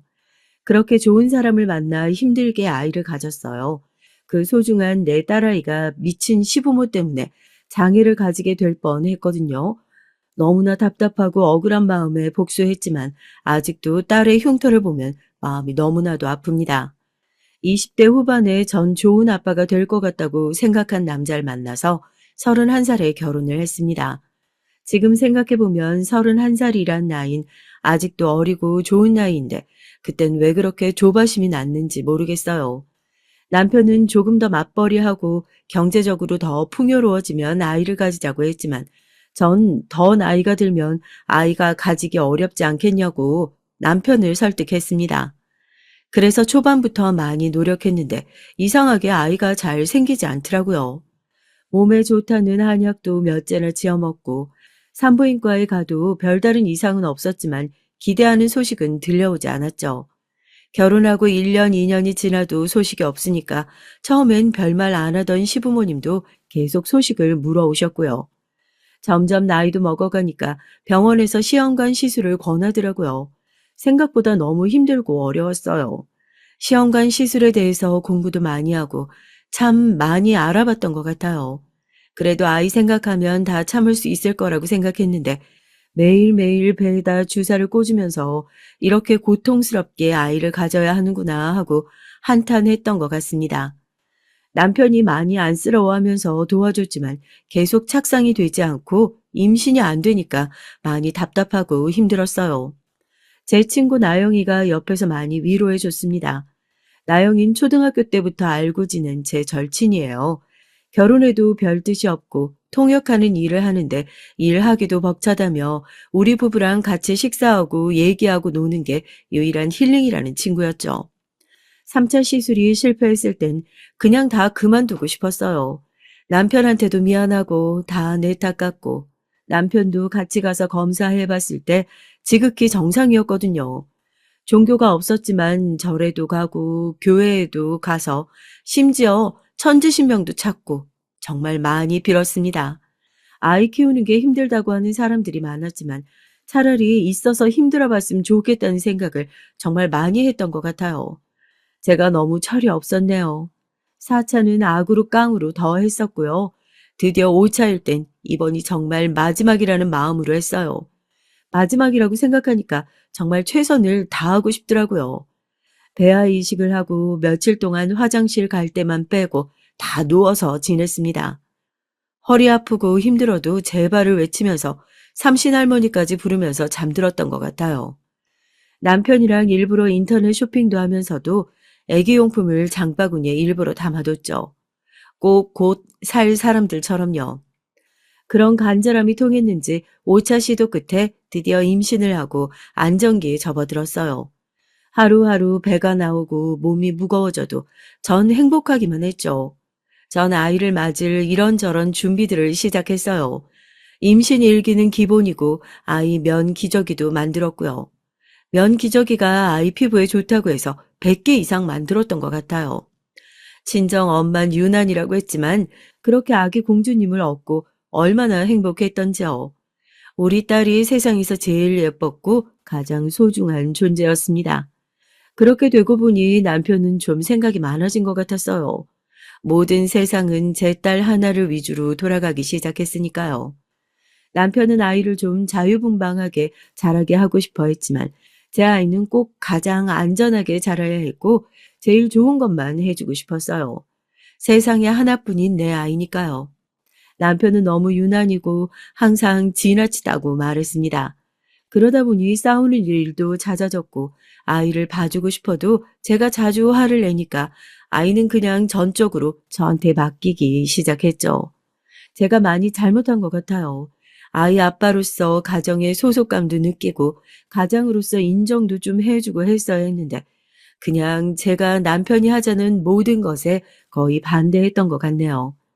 돈 버는 거에 전념한다고 친구도 없었던 남편은 그나마 편한 나영이한테 자주 하소연을 했던 것 같습니다. 나영이가 자주 네 남편 신경 좀 써줘라. 저러다가 삐뚤어지겠다 얘기해줬지만 제 세상은 오직 딸 하나를 중심으로 돌아가는 상황이라 힘들다가 점차 적응하고 나아지겠지. 남편은 가정적인 사람이니까 이렇게 안일하게만 생각했던 것 같습니다. 그러다 남편이 엄청 불같이 화를 냈던 날이 있어요. 남편은 외동은 아니지만 장남이었고 시골에 아버지 없이 계시는 어머니께 애틋할 수밖에 없었거든요. 시골 계신 어머니께 뭐라도 해드리고 싶어 했고 어머니도 남편을 항상 자랑스럽게 생각하고 좋아했죠. 전 어머니께 살가운 며느리는 아니었지만 어머닌 그래도 손주를 낳았다고 장하다고 해주셨습니다. 시어머니가 칠순이 되셨는데 남편이 한 달 전부터 좋은 선물을 해드리고 싶다고 하더라고요. 잔치는 시골에 동생이 준비한다고 했으니까 우리는 미리 좋은 선물이라도 같이 고르자고 얘기를 했었죠. 전 계속 하나를 케어하느라 잊어버렸고 결국 선물도 남편 혼자 샀어요. 출근 때문에 바빠서 생신 전에 받을 수 있게 택배를 보내든지 아니면 퀵을 보내든지 저한테 보내는 것만 좀 해달라고 부탁했거든요. 사실 남편은 일찍 내려가고 싶어 했지만 갑자기 업무 상황이 꼬여서 칠순잔치에 오후나 돼서야 내려갈 수 있었거든요. 전 하나를 데리고 가기 쉬운 거리도 아니고 애 몸 상태가 그렇게 좋지 않으니까 안 내려가겠다고 했죠. 남편도 시어머니도 섭섭한 것 같았지만 하나가 아픈 그것보단 나으니까 그냥 그러려니 하시는 것 같았습니다. 근데 칠순잔치에 내려간 남편이 전화가 와서 다짜고짜 엄청 화를 내는 거예요. 알고 보니 제가 시어머니께 보낼 옷을 보냈어야 하는데 비슷하게 포장되어 있던 고기를 보냈더라고요. 친정에서 저희 먹으라고 좋은 고기 보내주신 건데 아무 생각도 없이 포장지가 초록색인 것만 보고 고기를 종이 박스에 넣고 택배를 보낸 거예요. 안에 있는 고기는 다 상해서 악취가 나고 선물인 줄 알고 열어보신 시어머니는 한동안 아무 말씀이 없으셨대요. 그래서 남편이 죄송한 마음에 더 저한테 화를 냈던 것 같습니다. 남편도 이해가 가는데 전 제 상황을 이해해 줬으면 하는 마음이 더 강했던 것 같아요. 지금 생각해 봐도 제가 100번, 1000번 잘못했죠. 하지만 아이 옷이랑 기저귀 하나하나 다 소독하고 먹는 거 신경 쓰고 챙기고 집안 청소하고 살피고 아이 교육까지 하려니 다른 건 특히 남편 식사나 이런 건 챙기기가 쉽지 않았어요. 배달시켜 먹으라고 해도 배달 음식은 이제 싫다고 하더라고요. 시골에서 시어머니가 싸주신 반찬도 제가 잊어버리거나 택배 온 거 확인 못해서 많이 상해서 버렸거든요. 그 이후로는 밥에 대해서 별말 없어서 어떻게 먹고 다니겠지 했는데 칠순잔치 사건 이후로 그냥 남편은 늘 집에 자정이 넘어서 들어왔어요. 크게 대화를 하려고 하지도 않았고요. 저한테는 아이 케어하는 데 집중하라고 하고 일이 많아서 늦게 들어오는 날이 많으니까 각방을 쓰자고 하더라고요. 서운함보단 그게 하나를 키우는데 더 좋겠다고 생각했어요. 근데 한 3달 정도 지나니까 뭔가 정말 잘못됐다는 생각이 들더군요. 계속 남편이 어떻게 지내고 있는지 걱정도 되고 조금 여유가 생겨서 아침밥을 차려 놓거나 해도 먹고 나가지 않더라고요. 마칠 것 같은 시간에 전화를 해도 받지도 않거나 회의 중이라고 문자가 오거나 급한 일이 있으면 카톡으로 하라거나 이렇게 대답이 오더라고요. 남편은 거의 매일 12시가 넘어서 들어오고 들어오면 씻고 자고 새벽에 다시 나가는 걸 반복했습니다. 대화하기가 어려워서 카톡이나 문자를 보내도 잘 읽지 않고 피곤하다고만 하더라고요. 별일 있는 거 아니면 대화는 나중에 하자고요. 대화를 피하는 느낌이어서 지금은 서운한 게 많이 쌓여서 그렇겠지만 좀 지나고 적응하면 예전처럼 다정한 남편으로 돌아올 거라고 생각했습니다. 제가 육아로 너무 정신이 없어서 나영이랑도 오랜만에 연락했었는데 자기도 이런저런 일 때문에 바빠서 볼 시간이 없다고 하더라고요. 섭섭하기도 하고 내 주변 사람들이 이렇게 나한테 등을 돌리는구나 생각할 때마다 좀 우울했지만 하나가 있어서 그래도 웃고 하나가 걷고 엄마라고 부르기 시작하면서 그런 서운함도 다 사라지고 풀렸던 것 같아요. 그렇게 하나는 제 딸이자 베프가 됐습니다. 하나가 어린이집 다니고 한 5살이 됐을 때 이젠 그래도 좀 제 자신도 돌아볼 시간이 생기더라고요. 아이를 어린이집 보내고 나서도 불안하긴 했지만 시간적 여유가 좀 생기고 나니까 주변도 이제 좀 살펴야겠다는 생각이 들기 시작했어요. 다행인 건 남편은 하나에겐 좋은 아빠였습니다. 아이랑은 대화도 하고 숫자나 글자도 알려주고 동화책도 읽어줬죠. 저한텐 전혀 어떤 기대도 바라는 것도 없었지만요. 남편이랑 싸우기라도 해서 관계를 좀 개선하고 싶었지만 남편은 그냥 네 마음대로 해, 알아서 해, 이게 다였습니다. 나영이에게도 제가 너무 소홀했어서 나랑 이렇게 연락도 안 되고 대화를 피하는 건가 해서 집 앞에서 몇 번 기다렸는데 집에 많이 늦게 들어오는 건지 시간이 안 맞아서 자주 허탕을 치고 집으로 돌아갔어요. 그러다 전 너무 충격적인 모습을 보고 말았습니다. 드라마에서만 보던 장면이 제 앞에서 벌어진 거예요. 전 손이 덜덜 떨리고 다리가 떨려서 아무 말도 못했습니다.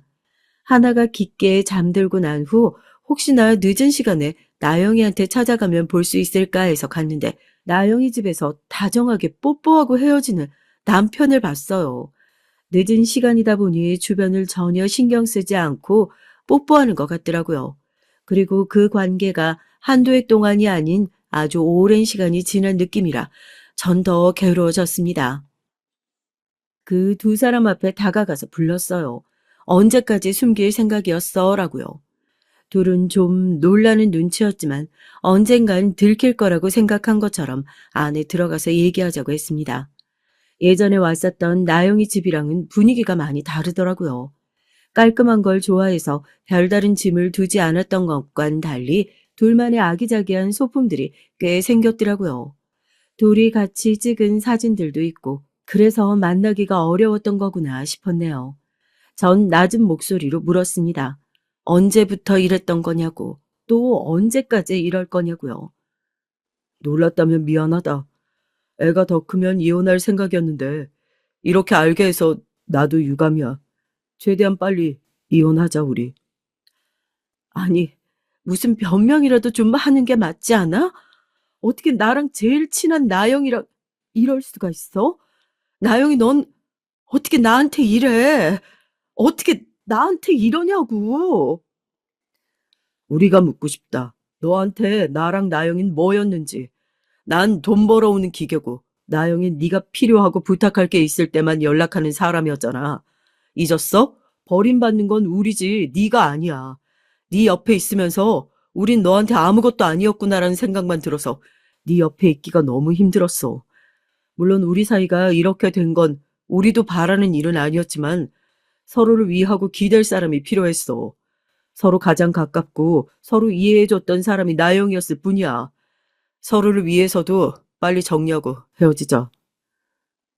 하나 생각은 안 해? 어떻게 이래? 애가 상처받을 생각은 아빠 없는 애로 자라게 하겠다는 거야, 지금? 그렇다고 하나 때문에 계속 같이 살 수도 없잖아. 상처만 남은 관계인데 그만 정리했으면 좋겠어. 모두를 위해서. 안 돼. 내 딸 아빠 없는 애로 키울 수 없어. 내가 부탁할게. 둘이 살림을 합치든 같이 살든 나 이제 상관없어. 근데 나 이혼 못해. 하나 20살 되기 전까지 절대 이혼은 안 돼. 제발 부탁이야. 내가 이렇게 빌 테니까 하나 상처 입히지 말아줘. 둘은 제가 이렇게 나올 줄은 몰랐나 보더라고요. 결국 이혼하지 않고 일주일에 3일은 각방을 쓰지만 집에 와서 자는 걸로 하고 그냥 그렇게 살았어요. 저도 참 바보 같죠.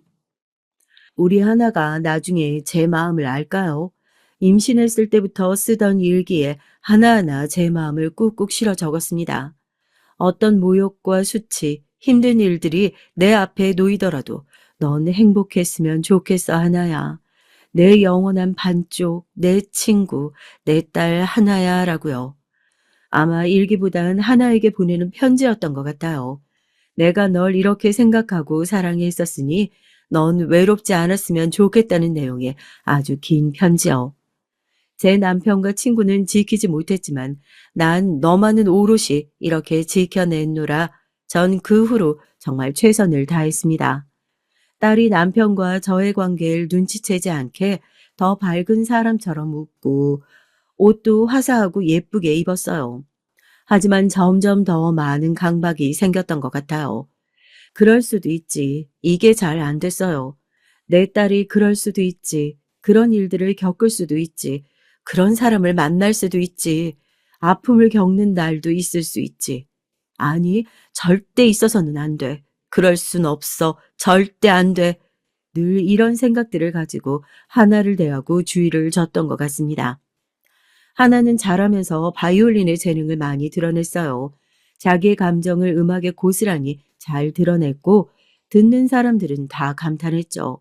크게 될 거다. 이대로만 자라게 해라. 이런 말들은 정말 제 심장을 뛰게 했습니다. 아이에게 특출난 재능이 있는 건 정말 저에게 큰 기쁨이고 행복이었어요. 하나도 바이올린을 정말 좋아하니까 중도에도 포기하지 않고 끝까지 노력해서 성공한 삶을 살도록 온 힘을 다해야겠다 다짐했죠. 근데 그게 정말 잘못된 것 같아요. 먹는 것도 제한하고 자세도 절대 흐트러뜨리지 않도록 항상 고쳐주고 연습 시간도 정해주고 아이가 놀고 싶다고 애원해도 한 가지에 열중해서 성공한 사람들 영상만 보여줬어요. 이렇게 해야 성공하는 거다. 이렇게 하면 1등이 될 수 있다. 그러면 다른 사람들이 너를 다 우러러 볼 거다. 넌 꼭 최선을 다해야만 한다. 이런 말만 계속했죠. 아이가 중학생이 되고 사춘기가 됐는데 저랑 아예 말을 안 하려고 하더라고요. 요즘 애들이 쓰는 신조어도 찾아서 배워보고 유행하는 게 뭔지 좋아하는 게 뭔지 찾아봤는데 온통 제가 이해하기 어려운 것들 뿐이었죠. 왜 이런 걸 좋아하는지, 왜 이게 유행이 되는지 모르는 것들 뿐이었습니다. 남편한테 도움을 청했어요. 아이가 사춘기이고 저랑 말도 잘 하려고 하지 않는다고요. 그럼 남편은 하나를 데리고 나갔다가 오더라고요. 그러고 나면 하나는 밝아져 있었습니다. 하나가 좋아하는 게 뭔지 알아? 뭘 좋아한다고 당신한테 얘기했던 기억이 잘 안 난대. 당신 언제까지 상대방 말을 안 들을 거야? 언제까지 이게 좋은 거라고 강요만 하고 당신 뜻대로 하라고 상대를 윽박지를 거냐고. 쟤도 나처럼 잃어봐야 정신 차릴 거야? 우리 나가서 뭐 했는지 알아? 하나가 좋아하는 거 보고 사고 먹고 온 게 다야. 쟤 얼굴 어떤지 봤지? 마음대로 좀 하게 해줘. 쟤는 새장 속의 새가 아니잖아. 자기 생각이 있는 사람이라고. 당신 소유물이 아니야. 나도 하나도 말이야. 사람은 원하는 것만 하고 살 수 없어. 고생 없이 희생 없이 이룰 수 있는 건 없다는 거 알잖아. 재능이 없어서 힘들어하는 사람이 얼마나 많은데? 하나는 천재라고. 바이올린 천재. 꾸준히만 하면 정말 큰 성공할 거라고. 교수님이나 선생님들이 얼마나 극찬을 하는데. 나 쟤 꼭 성공한 사람으로 만들 거야. 하나가 성공하고 싶대? 바이올린으로 세계를 제패하고 싶대? 그런 말 당신한테 한 적 있어? 그때 전 머리를 한 대 맞은 것 같았어요. 하나가 바이올린 하고 싶다고 말한 적이 없었나? 아무런 기억도 나질 않더라고요. 정말 너무 잘해서 잘한다는 것에만 관심이 있었지. 하나가 정말 바이올린을 좋아하는지 모르겠더라고요. 제가 말을 걸면 문을 닫고 들어가 버리기만 하는 딸. 사춘기는 그럴 수 있다고 책에서도 영상에서도 봤지만 그 외면은 정말 절 아프게 했습니다. 저는 딸이 헤매는 시간을 줄여주고 싶은 마음이었어요.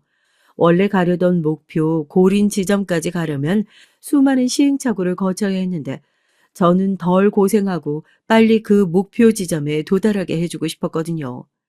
이 험한 세상에 사람들한테 손가락질 받지 않고 원하는 많은 것들을 이루고 사는 삶을 살았으면 하는 게 제 마음이었는데 소파에 앉아서 생각하고 허공을 바라보는 시간이 많아졌습니다.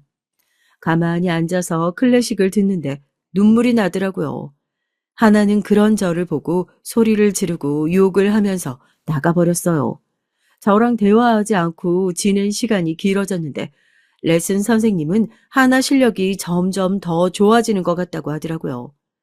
칭찬을 해줘서 고마웠지만 계속 생각이 들었어요. 저게 하나가 원해서 하는 건지 내가 시켜왔어서 그 압박 때문에 하고 있는 건지 알 수가 없었습니다. 이런 상황 속에서도 실력이 늘고 있다고 하니까 전 더 고민이 됐던 것 같아요. 하루는 학교에서 선생님이 연락이 오셨더라고요. 학교에 한번 오시면 좋겠다고요. 애들이랑 잘 어울리고 놀고 다 괜찮은 것 같아 보이는데 학교에서 적성이랑 심리 검사한 게 너무 안 좋게 나와서 연락했다고 하더라고요. 하나는 공부도 열심히 하고 음악도 열심히 하는데 정서적으로 불안하고 고통스러워하고 있다고요. 그 고통을 풀 수 있는 통로가 음악밖에 없어서 열심히 하는 걸로 보이지만 결국 바이올린으로 비명을 지르고 있는 거라고 보시면 된다고 하더라고요. 아이랑 대화하지 않은 지 몇 달이 됐다고 하니까 선생님도 많이 놀라시더라고요. 집으로 돌아와서 고민하다가 결단을 내리고 하나한테 갔어요. 말로 하면 피하기만 할 것 같아서 글로 써서 하나한테 줬죠. 사랑하는 하나야, 네가 행복하면 좋겠다는 마음으로 너한테 좋은 것들만 주려고 했었어. 네가 좋아하는지 싫어하는지 한 번도 물어본 적이 없다는 걸 어리석은 엄만 얼마 전에야 깨달았어. 미안해. 너에 대해서 잘 알려고 하지 않고 내가 알고 있는 것들만 좋다고 너에게 강요했던 모든 시간들을 사과할게. 나도 엄마가 처음이라 어떻게 해야 하는지 잘 몰랐어. 서둘렀던 날 용서해주면 좋겠다. 이제 나도 엄마가 아니라 내 삶을 살아보려고 해. 그리고 내 삶의 모든 결정권도 너에게 다시 돌려줄게. 이제 네가 원하는 걸 하고 살아. 네가 좋아하는 거, 네가 하고 싶은 거 다 네 마음대로 해. 나는 그냥 지켜봐주고 지지해주는 사람이 될 거야. 그 과정에서 오는 아픔과 힘듦 모두 너에겐 새로운 경험들일 테지만 그 과정들을 겪으면서 더 멋있어져 있을 널 이젠 걱정하지 않고 응원할게. 난 진심으로 네가 행복하길 바래. 언제든 필요한 게 있으면 얘기해주면 좋겠다. 사랑해. 엄마가. 편지를 내려놓고 방에서 나와 3시간을 운 것 같아요. 그리고 나서 푹 한잠 자고 났는데 꼭 새로 태어난 것 같았습니다. 우선 얼굴이 제 얼굴이 아니었어요. 눈이 퉁퉁 불어서 딴 사람 같더라고요. 하나는 알아서 학교에 갔는지 집엔 아무도 없었는데 청소를 시작했죠. 오랜만에 제가 먹고 싶었던 음식을 만들어 먹었어요. 늘 하나 위주로 식단을 짜고 건강한 메뉴들만 골라서 만들어주느라 정작 제가 먹고 싶던 걸 못 먹었거든요. 생각해보니까 정말 저도 바보같이 살았었네요. 좋아하는 꽃꽂이도 배우러 다니고 새로 일하려고 보니까 배워야 할 것들이 참 많더라고요. 나이도 먹었는데 몸 쓰는 일은 힘들겠다 싶어서 우선 컴퓨터 자격증을 따려고 학원에 다니기 시작했습니다. 물론 집에 와서 먹을 간식이나 밥은 여전히 열심히 준비해줬지만 아직도 하나랑 대화는 하지 않았어요. 가끔 하나 아빠가 집에 와서 하나랑 대화하는 소리가 들리더라고요. 저렇게 대화하는 거구나. 하나는 저런 걸 좋아하는구나. 그래도 아빠가 있어서 참 다행이다. 이런 생각이 들었습니다. 비록 애만 키우느라 경단녀가 됐지만 제가 돈을 더 열심히 벌어놔야 나중에 하나 결혼도 시키고 유학 간다고 하면 유학도 보내야 하니까 이런저런 일을 찾아보기 시작했어요. 제가 제 일을 열심히 하고 시간이 지나면 하나랑 제 사이가 좋아지지 않을까 기대했는데 쉽사리 나아지지 않았습니다.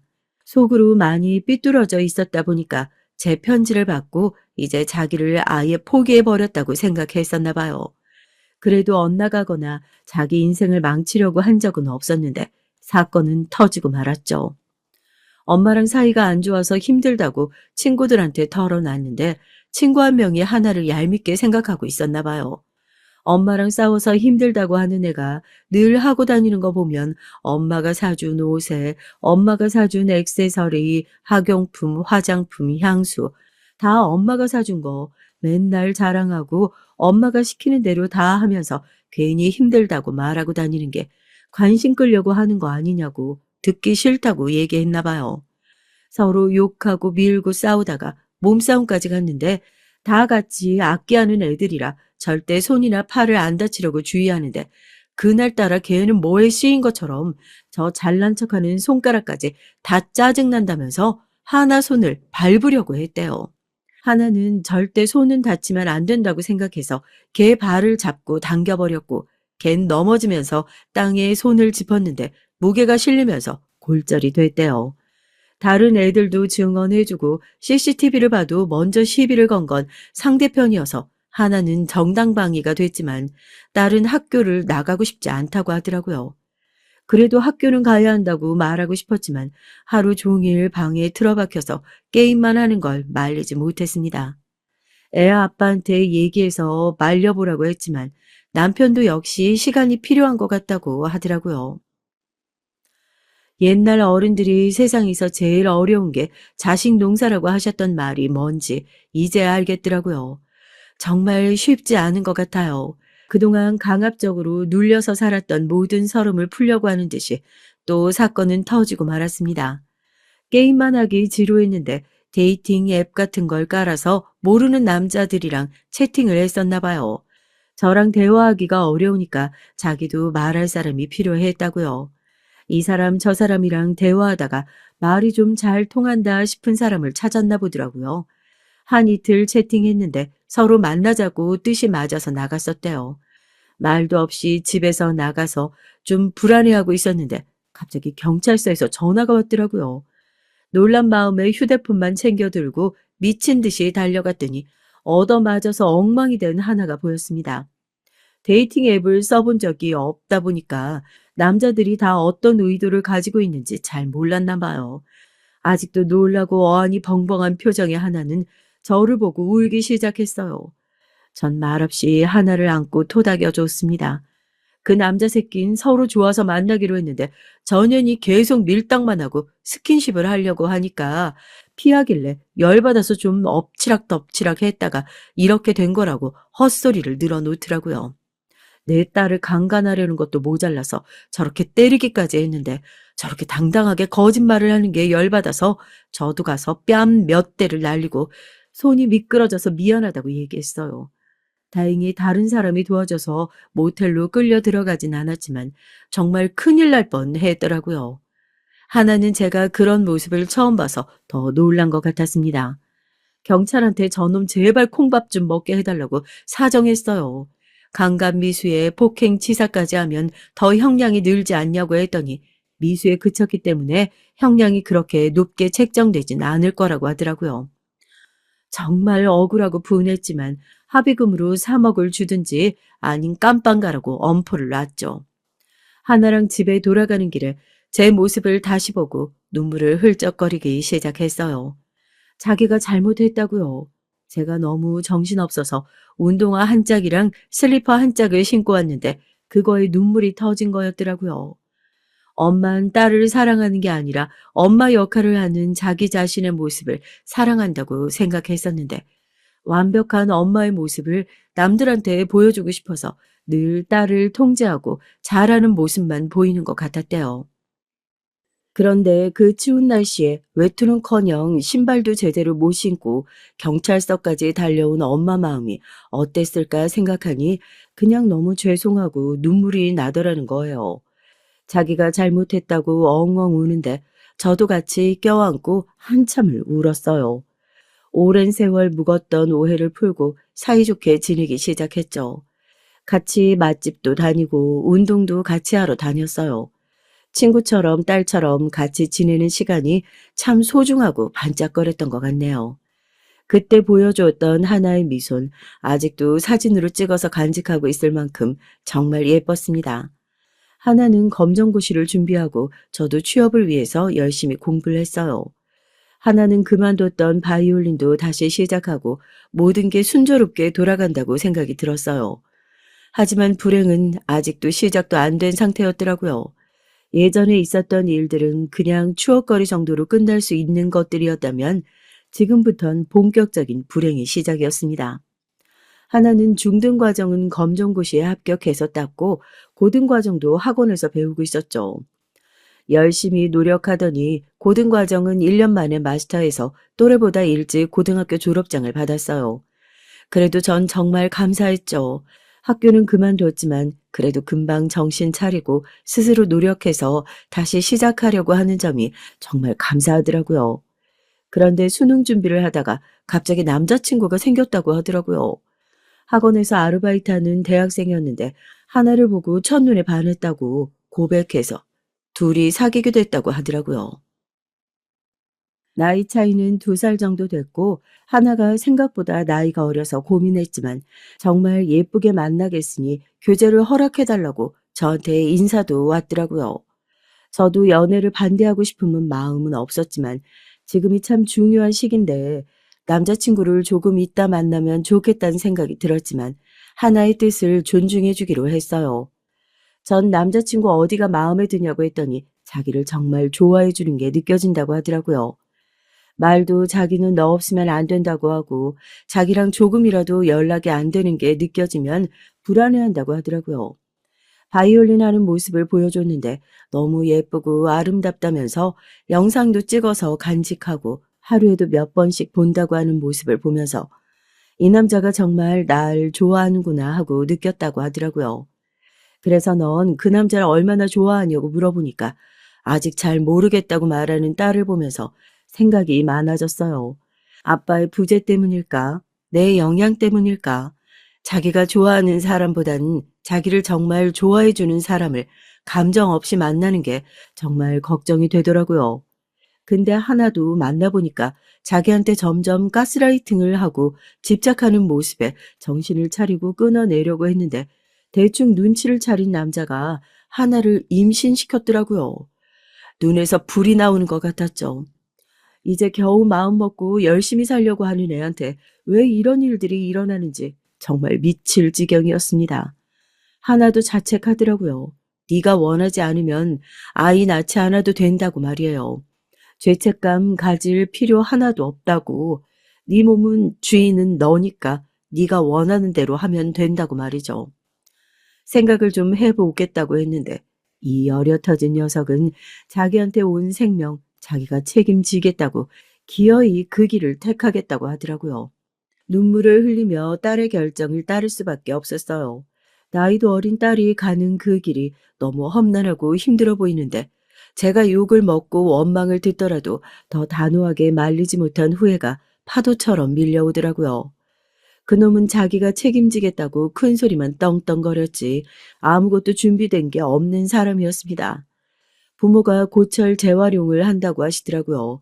같이 만나는 상견례 자리에서 여자애가 나이도 어린데 몸 간수도 하나 못하고 벌써 애를 가져서 남들 보기 부끄러울 테니 그냥 빨리 같이 살게 하는 게 모양새도 낫지 않겠냐고 하더라고요. 아무리 험한 일을 한다고 해도 말 어떻게 저렇게 할 수 있을까 하는 생각에 당장이라도 결혼을 깨고 싶었습니다. 남자애도 마음에 안 들었지만 집안은 더 마음에 들지 않았어요. 하나한테 정말 이건 아니라고 그만하자고 몇 번 말렸지만 자기 선택이니 존중해달라고 하더라고요. 집안 형편도 그렇고 임신해서 몸도 힘든데 굳이 지금 결혼식 올릴 필요 없고 애 낳고 나서 하자고 하더라고요. 앞으로 어떻게 될지도 모르는데 그게 낫지 않겠냐고 하는데 정말 우리 애를 무시하는 건지 집안을 무시하는 건지 정말 화가 나더라고요. 그 남자애인 부모가 그렇게 얘기하는데도 전혀 뭐가 잘못된 건지 생각이 없어 보였습니다. 비록 임신해서 하는 결혼이지만 애들 앞날은 제대로 축복해 주는 게 맞지 않을까요? 시기라도 제대로 치러서 보내고 싶은 게 제 마음입니다만. 축복이요? 아이고 이건 사고죠. 저희 입장에선 그리 달갑지 않습니다. 그냥 한창 일하고 이제 돈 벌기 시작해야 되는데 벌써 저런 혹을 달아가지고 언제 돈을 모으고 아이고 눈앞이 캄캄하네요. 다행히 저희 공장 사택에 지금 사는 사람들이 나갔으니까 거기서 신혼집처럼 살면 되니까 사부인은 걱정 마시고 지금 결혼이 문제가 아니라 그 한 푼이라도 더 아끼고 애 제대로 키울 생각을 해야죠, 지금. 그래요. 요즘 스몰 웨딩이 대세인데 뭐 다 생략하고 그냥 사는 사람들도 많으니까요. 가볍게 시작하면 되죠. 저는 저 사람들이 하는 행동이나 말들이 너무 기분이 나빴어요. 딸은 반쯤 자포자기한 것 같기도 하고 모든 의욕을 잃어버린 것처럼 보이기도 했죠. 자기의 행동에 대한 반성, 자책, 후회로 가득해 보였지만 그것도 하나가 배우는 과정 중의 일부라고 생각했어요. 울면서 그 공장 사택에 하나를 보냈는데 직접 가보면 마음 안 좋을 것 같아서 이불이랑 식기 같은 거 새로 다 사서 보냈죠. 이럴 때 남편이 있었으면 좋았을 텐데 그러고 보니 저도 제 가정을 제대로 지키지 못했던 게 생각나더라고요.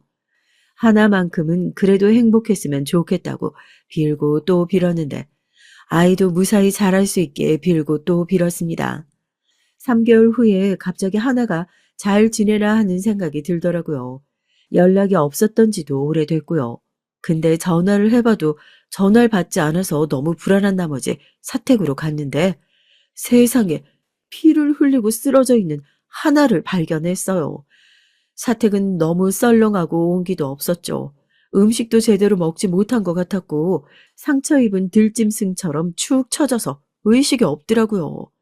급하게 119를 불러서 병원으로 갔죠. 조금만 더 늦었으면 산모까지 큰일 날 뻔했다고 하더라고요. 외상은 없는데 산모가 뭔가 충격을 받아서 애가 유산된 것 같다고요. 의식을 찾은 딸은 계속 울기만 했어요. 저는 같이 울고 달래고를 반복했죠. 어렵게 입을 뗀 딸이 얘기하더라고요. 시누이랑 남편이 하는 말을 들었다고요. 야, 저 어린애를 왜 임신시켰냐? 사고를 쳐도 좀 나중에 치든가. 동네 부끄러워서 너 애 임신했다고 말하기도 그렇고. 공장 사람들이 계속 물어봐서 엄마가 스트레스 받는 것 같은데? 내가 좋아해줬는데 배은망덕하게 날 배신하려고 하길래 술 진탕 먹이고 콘돔에다 장난 좀 쳤지. 근데 바로 임신될 줄 누가 알았나?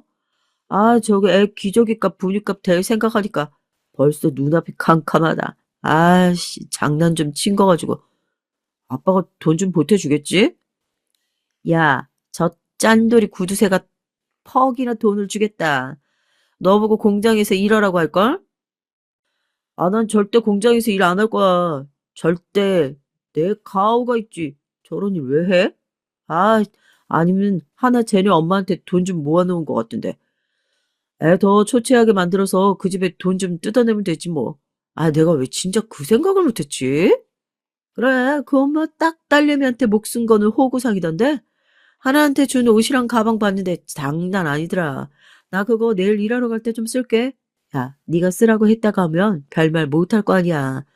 내가 살면서 그런 옷에 가방에 구두에 언제 들어보겠냐? 그 덕이라도 봐야지 뭐. 아니다. 몇 개 팔면 돈 좀 될 것 같은데. 제 몸 상태 안 좋으니까 몇 개 없어져도 상관없지 않을까? 나중에 물어보면 뭐, 날 왜 도둑년으로 모으냐고 소리 좀 질러주면 깨갱할 것 같은데. 아싸, 돈 좀 만져보겠구나. 혼자 먹기 없지. 반반 나누자, 어? 그 말을 듣는데 그날 하나가 믿고 있었던 세상이 다 무너져 내리는 것 같았대요.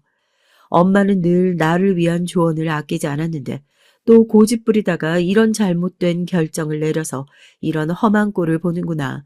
가슴을 치면서 후회를 하는데 배가 아파오기 시작했대요. 조금씩 통증이 있긴 했는데 아랫배가 다 뜯겨져 나가는 것처럼 아파서 애도 엄마가 절망해버린 걸 알았나 보다 하는 생각이 들더래요. 혹시나 나중에 다시 내 나이로 태어나주면 그땐 정말 좋은 아빠, 좋은 가정에서 자랄 수 있게 해주겠다고 정말 미안하다고 마음속으로 빌어주고 의식을 잃었다고 하더라고요. 결국 아이는 유산됐고 마음 아프겠지만 네가 행복할 때 아이를 가지는 게 훨씬 좋을 것 같다고 말했죠. 하나는 말없이 고개만 끄덕이고 울었지만 꼭 복수하고 싶다고 하더군요. 전 다른 방법도 많으니 굳이 그 집에 다시 안 들어가는 게 좋겠다고 했어요. 하지만 자기한테 그런 짓을 한 남편과 그 시누이를 용서 못하겠다고 하더라고요. 몸이 좀 회복되자마자 그 집으로 들어갔는데 무슨 일이 생기면 바로 연락하라고 신신당부를 하고 그 집으로 보냈는데 한 달도 못 돼서 딸한테 청천벽력 같은 연락을 받았어요. 엄마, 엄마, 내 손 좀 찾아줘요, 엄마. 전 일하던 것도 팽개치고 공장으로 갔습니다. 딸은 거의 반실성한 것 같은 얼굴로 절 보자마자 울부짖기 시작했어요. 엄마, 내 손가락이 잘렸어. 엄마, 나 바이올린 켜야 되는데. 엄마. 난리통에 그놈 엄마가 와서 하는 말이 절 정말 미치게 만들었습니다. 아, 그 손가락 하나 없다고 죽지도 않는다. 어디서 수선이야. 사람들 부끄럽게 목소리 좀 낮추지 못해? 내 딸한테 소리 지르지 마. 다들 손가락 좀 찾아줘요, 빨리요. 다행히 한마디 정도만 잘렸지만 악기하는 사람한테 손가락 절단은 정말 너무 큰 시련이 아닐 수 없으니까요. 그 와중에 입을 삐죽거리고 팔짱만 끼고 있는 그 여자를 전 절대 용서할 수 없었습니다. 우선 딸 수술이 먼저였기 때문에 전 초조한 마음으로 찾아가 멈춰진 기계 사이에 끼어 있는 손가락을 찾았어요. 떨리는 손이었지만 손가락을 챙겨서 구급차를 타고 수술 가능한 병원을 찾아갔죠. 손가락 접합 수술을 하는 곳도 잘 없고 잘하는 사람을 만나기도 쉽지 않은 현실에 심장이 오그라드는 것 같았지만 다행히 도착하자마자 진행된 수술에 손가락은 건질 수 있었어요. 아이를 잃은 지 얼마 되지 않아서 손가락까지 다친 하나는 정말 많이 괴로워했습니다. 죽고 싶다고 말하기도 하고 자기를 좀 때려달라고도 하고 다른 손톱을 물어뜯기도 하고 온몸을 막 부들부들 떨면서 고통스러워했어요. 하나야, 내가 전에 너한테 했던 말 기억나니? 네 삶의 모든 결정권을 네게 돌려줄 거니까 네가 원하는 삶을 살라고 했던 말. 나 그냥 지켜봐주고 지지해주는 사람이 될 거고 아픔과 힘든 상황들이 너에겐 새로운 경험들일 거지만 그 과정들을 겪으면서 넌 더 멋있어져 있을 거라고 했던 말 말이야. 삶은 이렇게 달콤하지 않아. 오히려 쓰기도 하고 고통스러운 건데 넌 지금 행복해지기 위한 과정 중에 있는 거야. 나도 많이 힘들었는데 그 과정 지나가면서 지금의 너를 만날 수 있었어. 우리 이 과정도 현명하게 잘 지내보자. 너를 아프게 한 사람들 절대 용서하지 말고 그 사람들한테 복수하고 네가 아팠던 만큼 다 갚아줘야지. 그럼 네가 힘을 내야 해. 너 그러려고 그 집에 다시 들어갔잖아. 나 같은 든든한 네 편을 두고 이렇게 힘을 못 쓰면 어떡하니? 괜찮아. 다시 일어서면 돼. 엄마, 엄마, 엄마. 하나는 한참을 울다가 조금씩 힘을 내기 시작했어요. 밥도 먹고 힘이 좀 나더니 수술한 손가락이 벌써 간질간질하다고 웃더라고요. 다행히 수술 경과가 좋아서 악기 다루는데 문제 없을 거라는 진단을 받았습니다. 하나는 방에 캠을 설치했더라고요.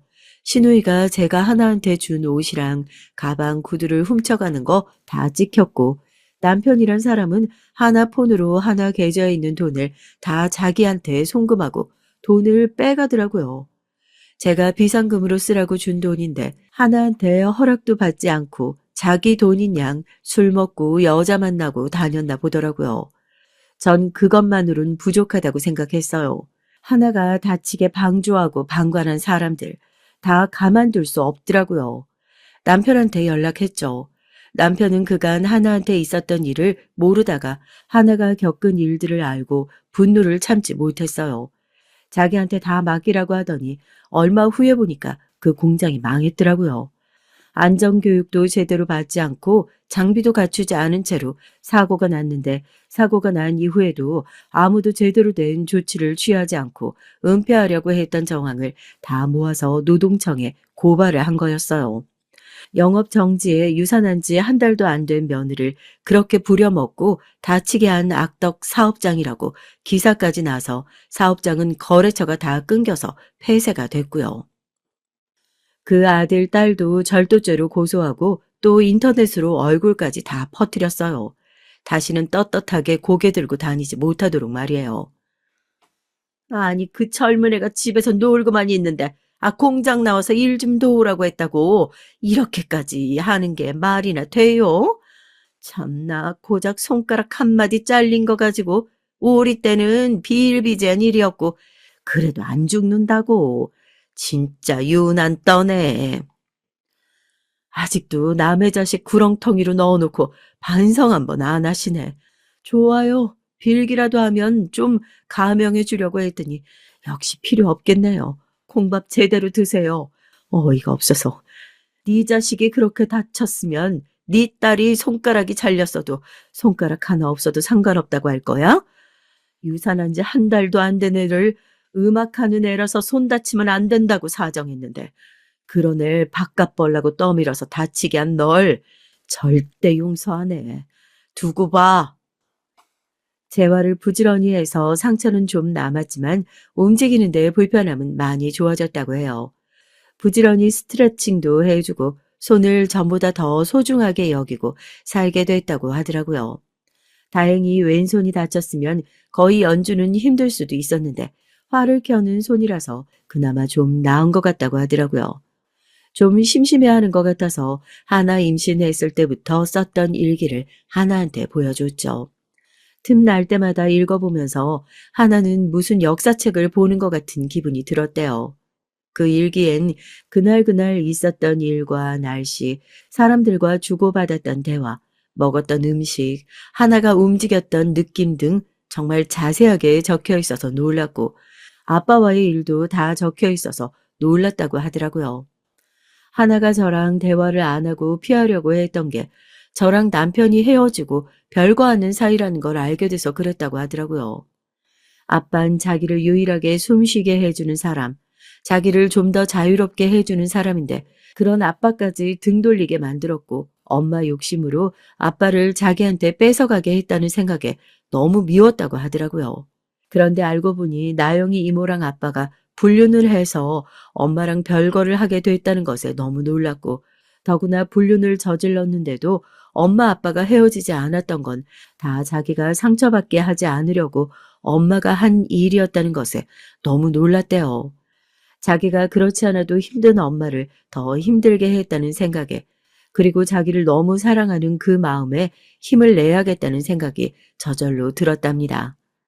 그 아픈 주사들을 맞아가면서 자기만을 기다렸을 엄마한테 너무 몹쓸 짓을 많이 해서 지금 벌 받는 것 같다고 저한테 얘기하더라고요. 전 그냥 네가 내 옆에 있어서 행복하고 네가 좋아하는 일 하면서 행복하게 살았으면 좋겠다고 했어요. 그 후로 저흰 세상에 둘도 없는 친구가 됐죠. 모녀지간이지만 서로를 누구보다 잘 알고 서로 대화하고 상의하면서, 그리고 자주 투닥투닥 하면서 그렇게 살아가고 있어요. 그 나쁜 놈들은 다 실형을 받고 감옥에 있다네요. 제발 죗값을 치르고 좀 개과천선하면 좋겠다는 생각이 드네요. 날 때부터 다른 사람 누가 있겠냐만 다시는 만나고 싶지 않은 사람들인 것 같아요. 하나는 재활을 끝내고 열심히 바이올린 연습을 하고 대학을 진학했어요. 결국 또래들이랑 같이 학교를 갔는데 새로운 친구도 많이 사귀고 교양을 듣는데 재밌고 좋다고 하더라고요. 다친 손가락엔 흉터를 가리려고 컬러 타투를 했는데 친구들이 예쁘다고 자기도 하고 싶다고 한대요. 예전 컨디션을 90%까지 올렸는데 10%도 꼭 채워서 나중에 연주회 초대하겠다고 하는데 너무 감동적이었죠. 딸이 연주회를 열 때 참석하는 제 모습을 전 늘 꿈꾸고 있었거든요. 그때까지 저도 열심히 운동하고 더 능력 있는 엄마가 되려고 열심히 회사를 다니고 있어요. 나이 많은 나 같은 사람 뽑을까 싶은 일자리에 지원했어요. 근데 다행히 연륜 있고 센스 있는 사람을 좋아하셔서 멋지게 취업을 했습니다. 하나가 보더니 너무 멋있다고 하더라고요. 하나는 늘 사랑을 받기만 해서 주는 방법도 잘 몰랐고 늘 사랑 안에서 살다 보니 그 사랑이 얼마나 크고 대단한지 몰랐대요. 그런데 그 끔찍한 사택에 살면서 늘 자기를 위해서 밥을 하고 돈을 벌고 자기를 챙겨주는 엄마의 모습이 계속 아른거린대요. 아이를 임신하고 내가 과연 그런 엄마가 될 수 있을까 계속 생각을 했다고 하더라고요. 네가 준비가 되지 않았을 때 임신을 해서 더 그런 마음이 들었을 것 같다고 얘기해 줬어요. 전 어렸을 때부터 내 아이를 가지길 원했고 늘 아기를 가지려고 준비했었기 때문에 바라고 바라던 아이를 얻었을 때 정말 감사하고 기뻤다고 말이죠. 그런데 아이를 위한 마음이 너무 지나쳤던 탓에 주변에 소중한 사람들이 병들어가는 걸 몰랐다고요. 소중한 사람들이 내가 생각하는 대로 늘 그 자리에 있어주진 않는다는 걸 배웠다고요. 소중할수록 아껴주고 살펴줘야 잃지 않을 수 있다는 걸 깊이 깨달았다는 걸 말이죠. 겪으면서 너무 많이 아팠지만 같은 실수는 이제 하지 않을 수 있게 돼서 좋은 것 같다고 말했죠. 하나는 이제야 엄마를 조금 이해할 수 있을 것 같다고 하더라고요. 자기한테 도움되는 말들인 걸 알지만 늘 같은 것만 하라고 하는 엄마한테 그냥 반항하고 싶어서 말도 하지 않고 외면했다는데 그게 엄마한테 상처가 됐다면 정말 죄송하다고요.